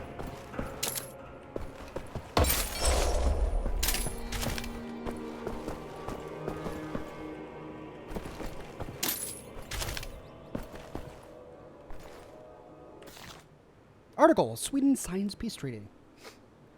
Lower time. Berlin, March 14th, 1946. Early Monday morning, a peace treaty was signed between the Swedish King Gustav V and Adolf Hitler. After a month of Arctic warfare in the Swedish north, our brave German boys broke through the front line and captured the iron ore mine of Kiruna, a strategically important location for the war effort. With the surrender of the Swedish government, the parliament was disbanded, and the Swedish monarchy pledged loyalty to Germany and Adolf Hitler. Holy cow! With this peace treaty comes new trading agreements where Swedish iron ore will be shipped exclusively to Germany, providing a huge boost for the stagnating Swedish economy. After signing the peace treaty, Adolf Hitler was taken on a tour by Dr. Gunnar Dahlberg of the State Institute for Racial Biology, funded in 1922, the world's first of its kind. The Führer was very impressed with the facilities and commended Sweden for their contribution to this important field of research.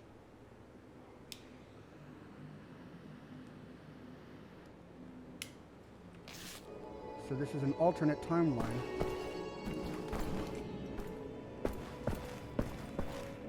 Okay.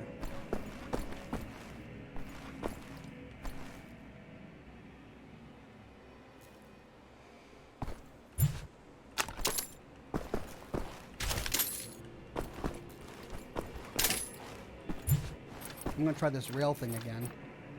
Shock hammer.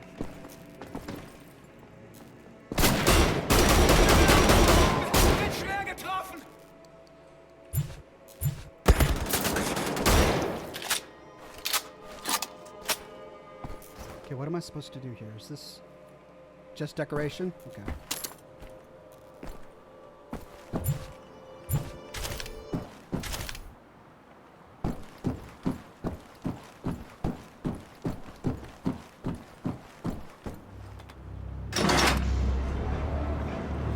Okay, one more.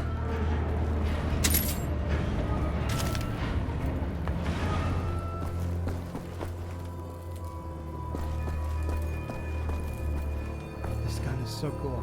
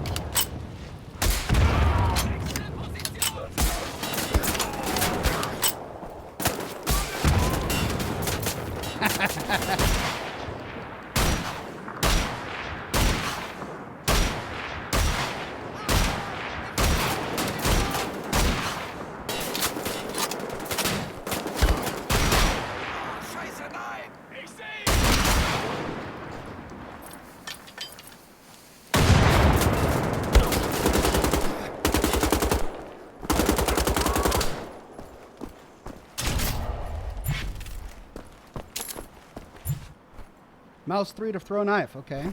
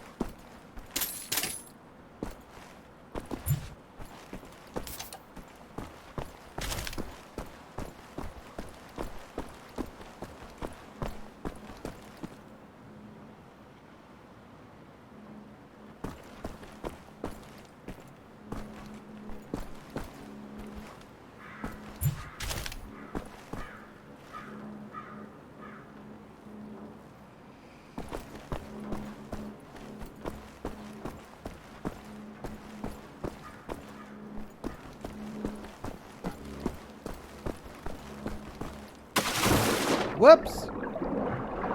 Doggone it.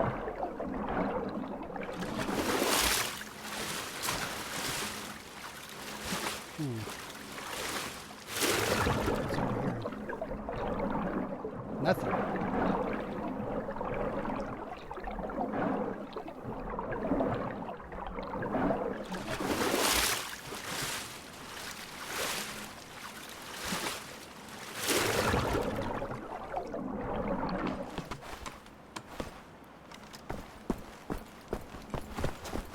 Okay, a little more gracefully this time. There we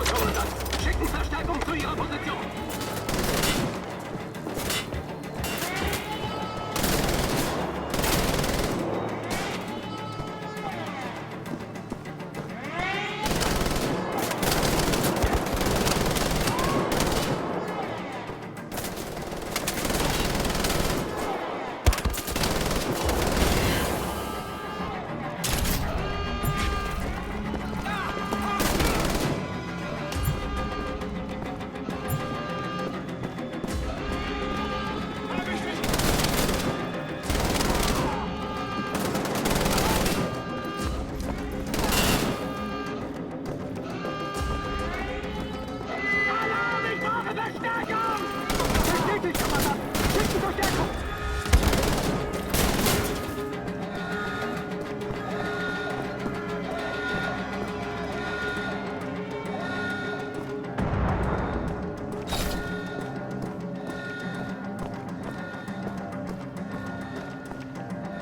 Well, where are these jokers? I've got this big gun thing.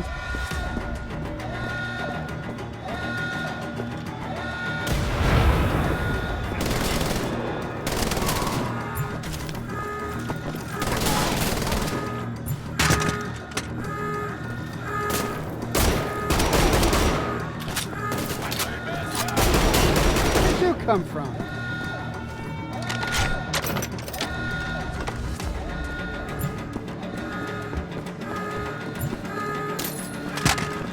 Why did I keep dropping it?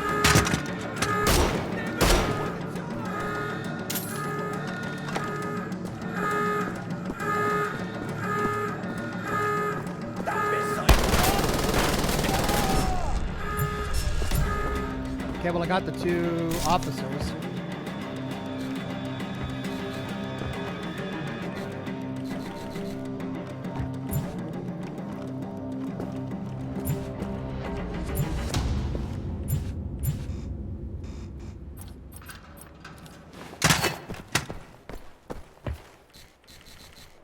Okay, missing a key, missing a key.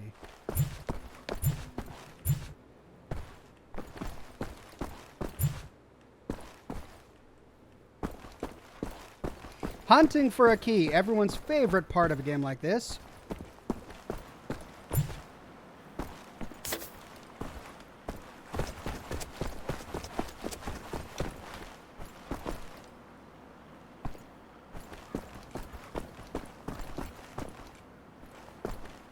Do I have to use a key in my inventory? Is that how it works?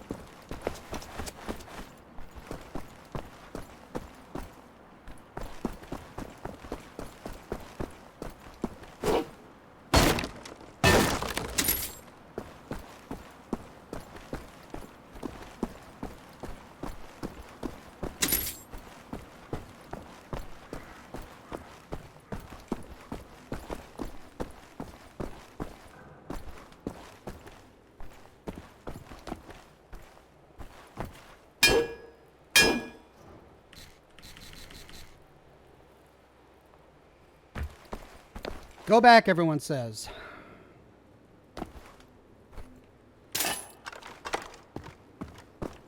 Oh. Ah, thank you.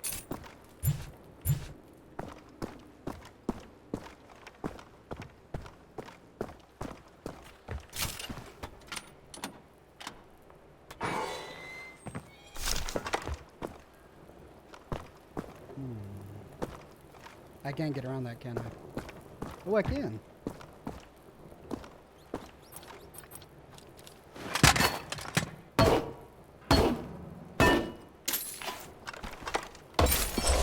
Got me some gold. Aha. Also, ich legte im Bett neben diesem Mädchen und... Klar. Du hast im Bett gelegen. Nicht gelegt. Legen, liegen, wo ist der Unterschied? Du legst Eier. Du liegst im Bett. Oh.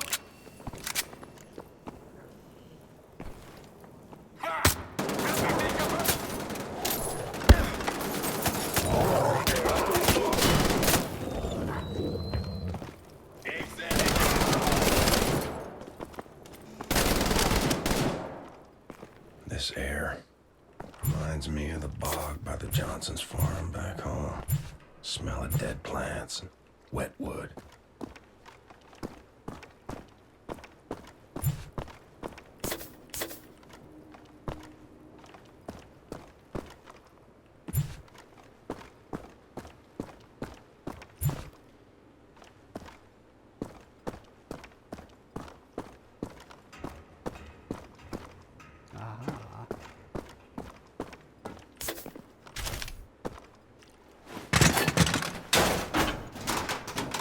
Tell me I can bring this thing with me.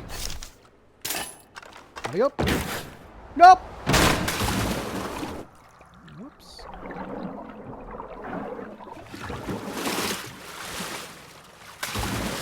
Well, fiddlesticks. Oh, now I gotta climb the wall.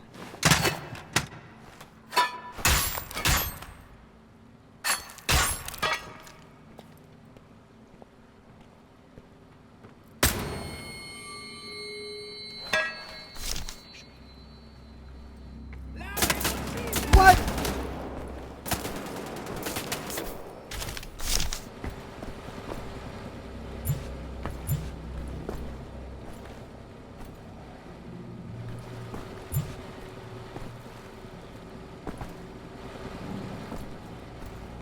Which way? Not that way.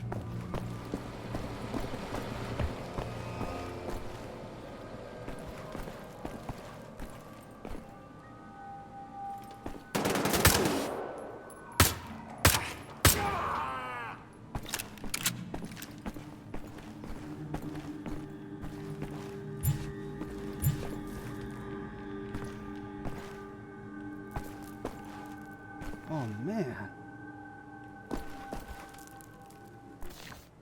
Note from Helga. Need to get this inscription on the sarcophagus translated. Edit Regine Cineres hic sarcophagus habet. I declare the king lives in this sarcophagus.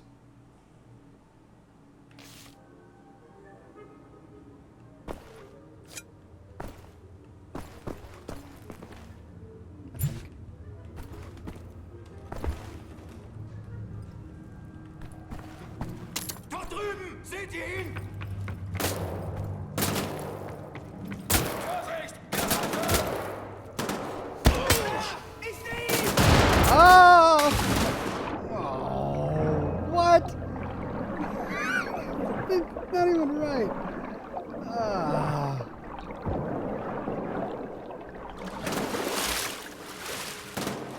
Really? Oh.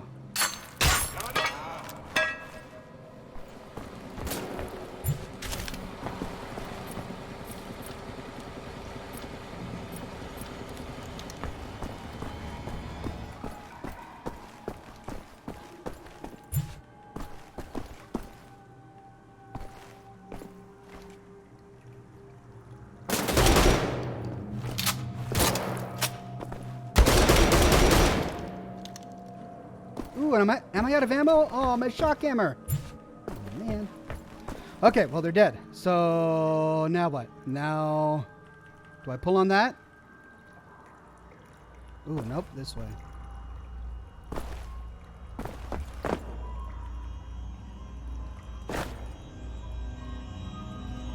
Interesting.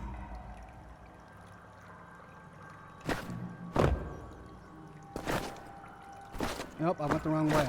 Doggone it.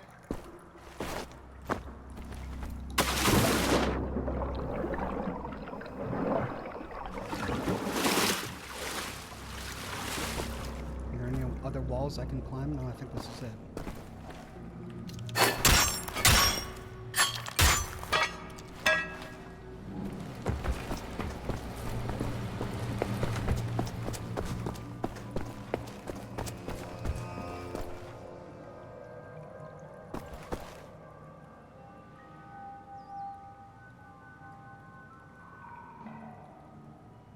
What? Ooh.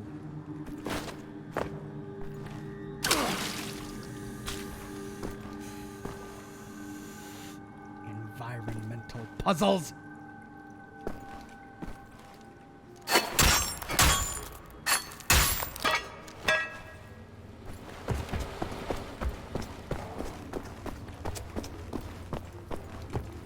Okay.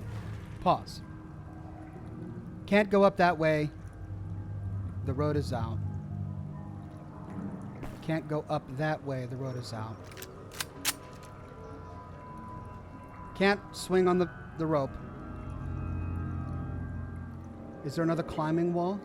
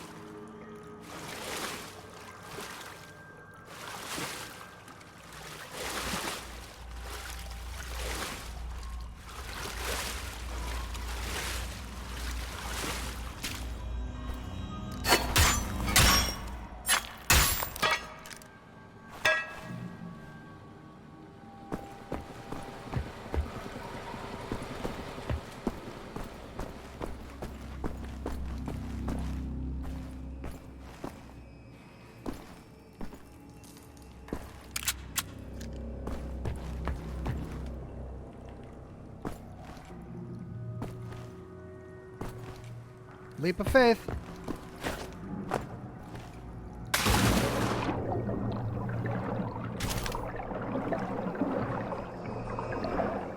Jump on the rope. I just tried jumping on the chain. Is there a rope I can jump on?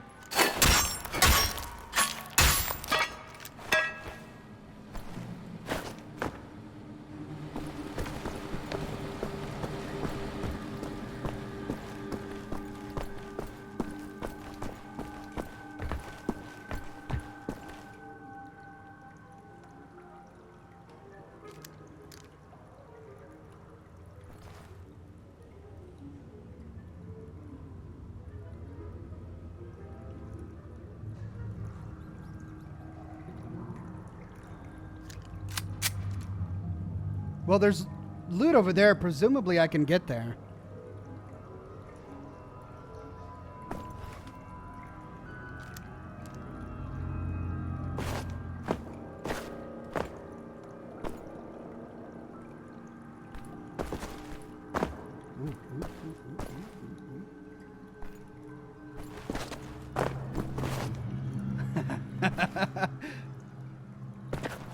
Oh, come on. Really? Nope. Oh.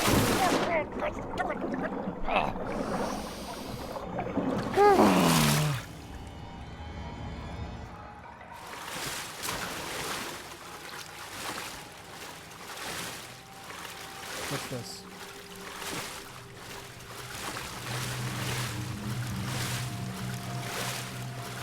How do I get up there? I can't.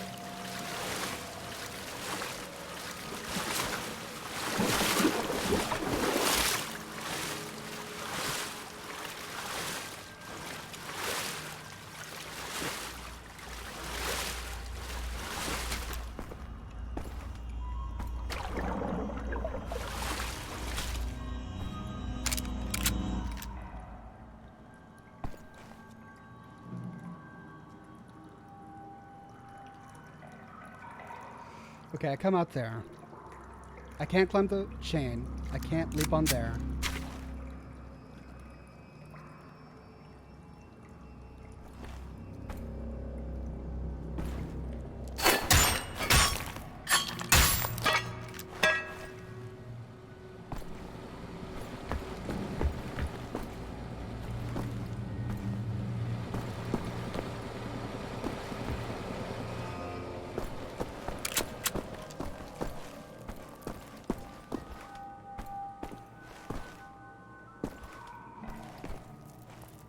Oh, for Pete's sake.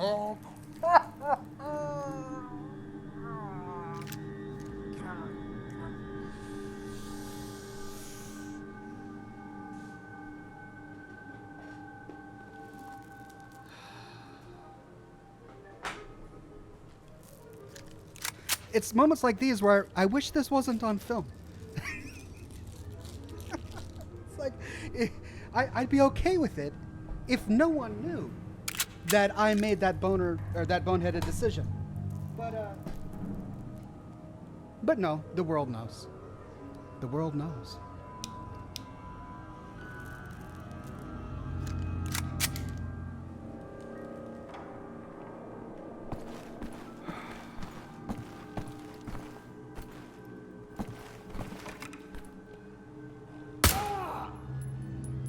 Oh!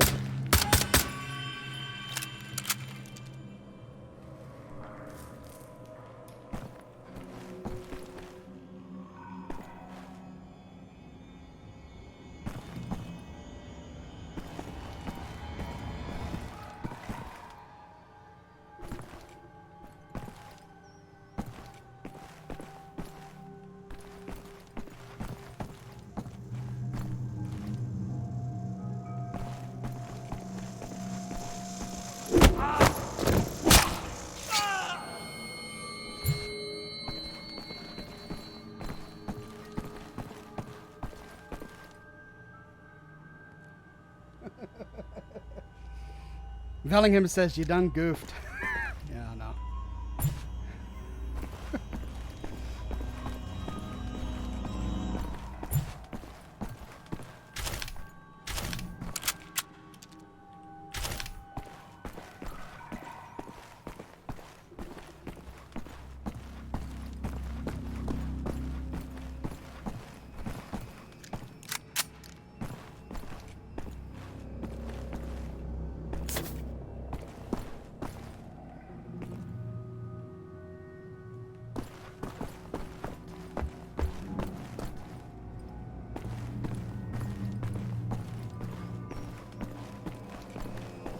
I have got to end sooner. I'm not going to finish my video in time for tomorrow. Next save spot, next save spot. I want to keep playing, that's the problem.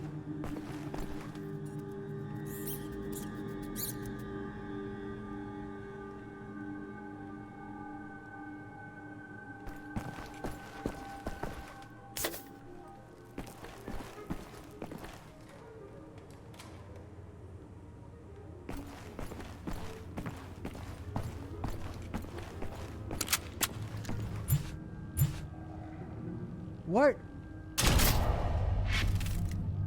Oh, great. Run forward and press left shift plus space to sprint jump.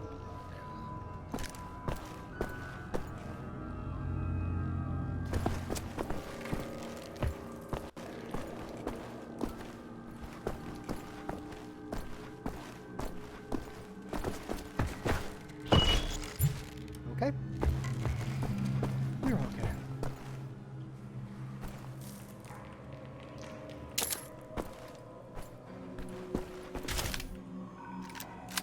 All this for dead end? You've got to be kidding me. Oh.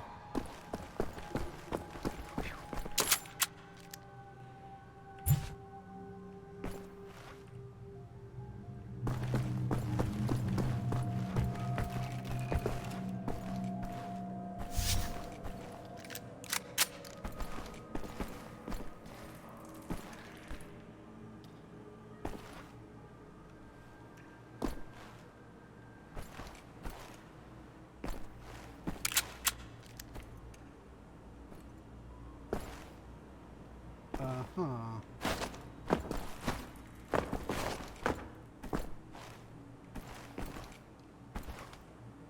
Oh, yeah, okay.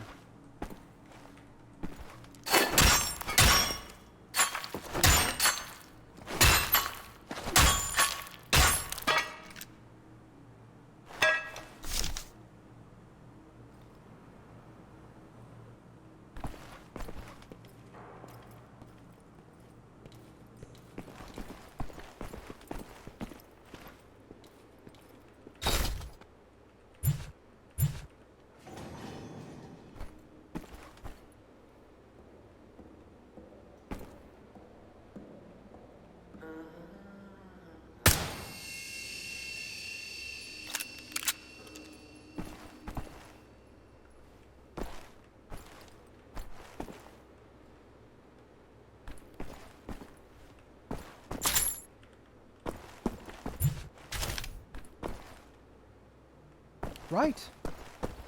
Into the lift. Floor 3, please. No? Oh.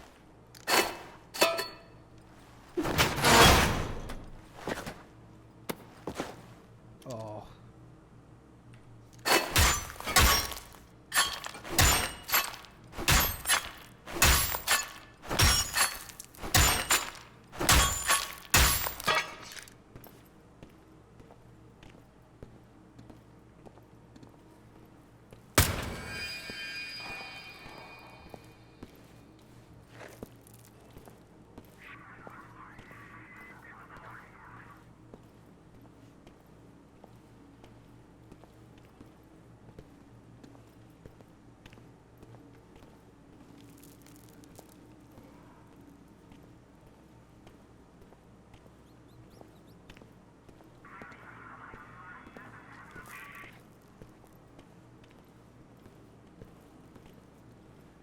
I know, it's not scintillating, but I know he'll come back.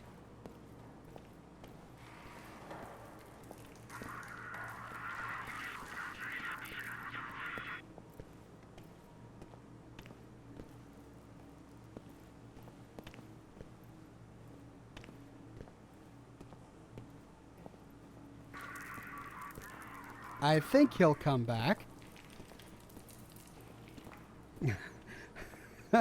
Think I'm going to be made a fool here.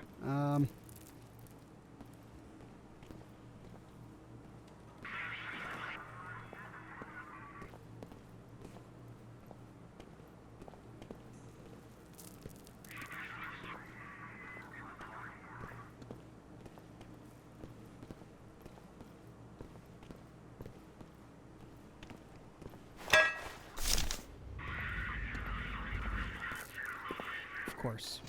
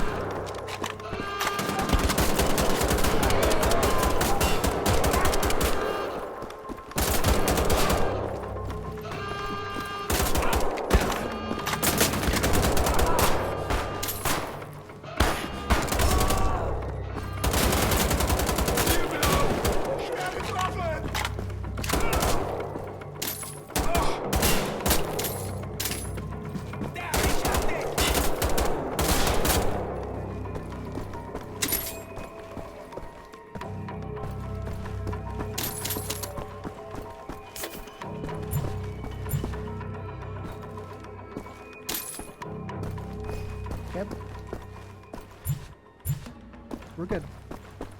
Up. That's where I came from.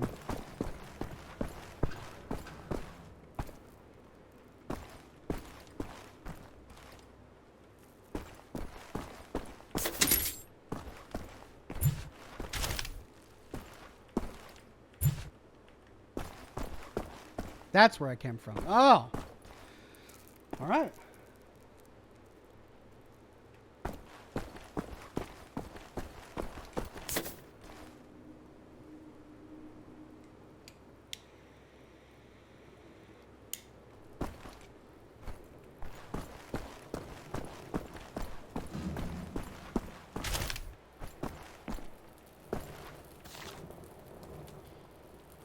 Article. Normandy Defense Museum to open next week. Paris, March 15th, 1946. 2 years after the failed Allied invasion of Normandy in June 1944, the Wehrmacht, in cooperation with the People's Front, is ready to inaugurate the first Normandy Defense Museum. Spread out on 3 beaches, the museum is connected by an underground metro and will feature tours of the bunkers, encampments, and the beaches themselves. 156,000 Allied soldiers died during the attempted invasion of Normandy. Only 89 German heroes lost their lives. Are you kidding me? Wow. The failed invasion was subsequently dubbed D-Day by the Allied aggressors, where the D stands for the English word for death, and is perceived by many to be the final nail in the coffin for the already strained Anglo-American alliance. When asked about the speed of which the museum was built, the chief of the museum remarked, "It's poetic justice. The museum was built by the enemies we captured during the invasion. They came here to destroy our fatherland, but ended up building a monument to their own defeat." Tommy says, "Here is a small donation to raise my karma." Well, thank you, sir. Very kind.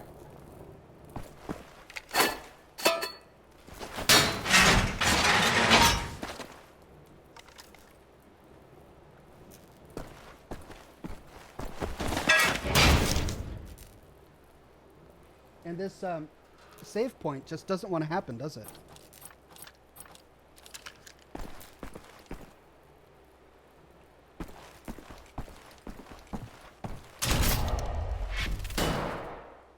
Ooh.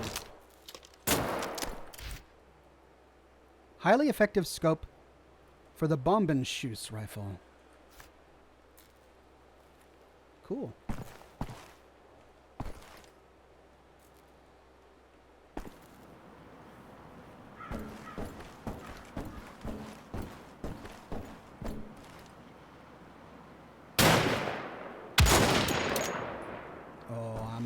Man, this is my bread and butter.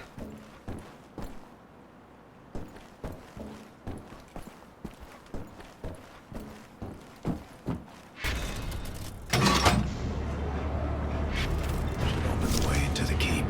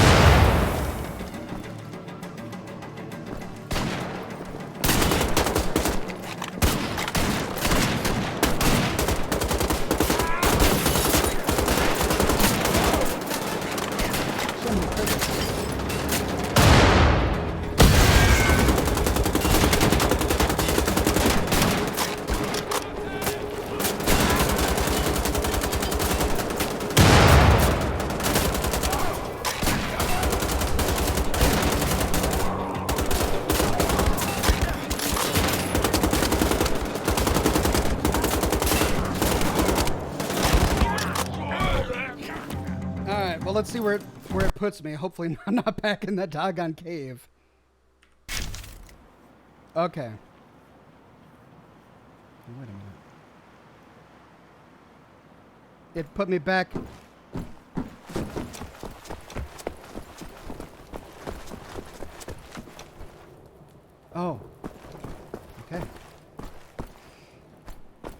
All right. Well, I think I'm going to have to end it there. So I didn't lose any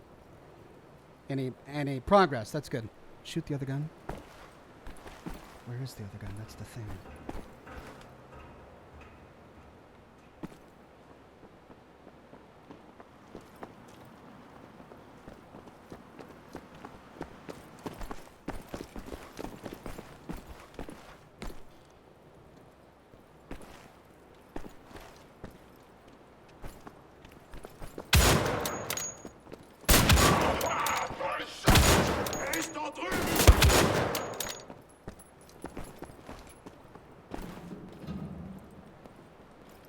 I like this. Ich sehe ihn!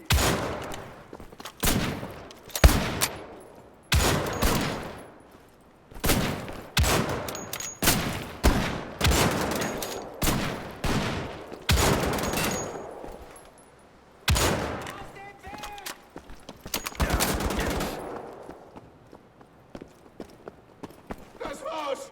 Keine Munition mehr! Lade nach!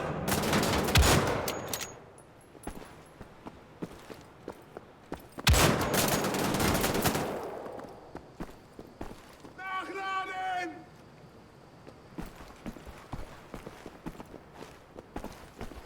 Ich kann nicht mehr!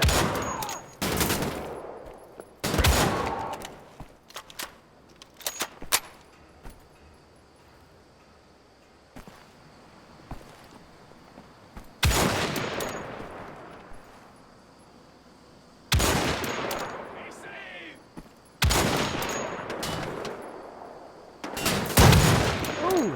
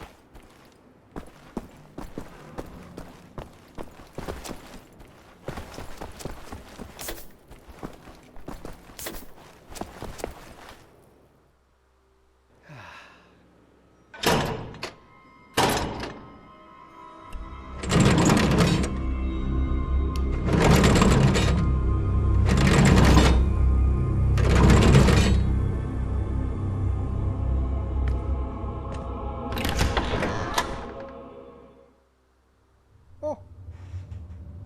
Well, I didn't expect to get through chapter 2. But this is as good a spot as any to go ahead and end the broadcast. I'm glad I waited. Well, ladies and gentlemen, thank you so much for coming to this week's episode of Scotch and Smoke Rings. Had a great time. I'm thoroughly enjoying Wolfenstein: The Old Blood, even though, yeah, I need some practice. There are definitely some moments that I need to keep working on. But thank you for joining me. Be sure to tune in tomorrow morning for my next video. If I get it done tonight, I should. I'll work hard on it all night until I get it done. And lots of great content for this weekend.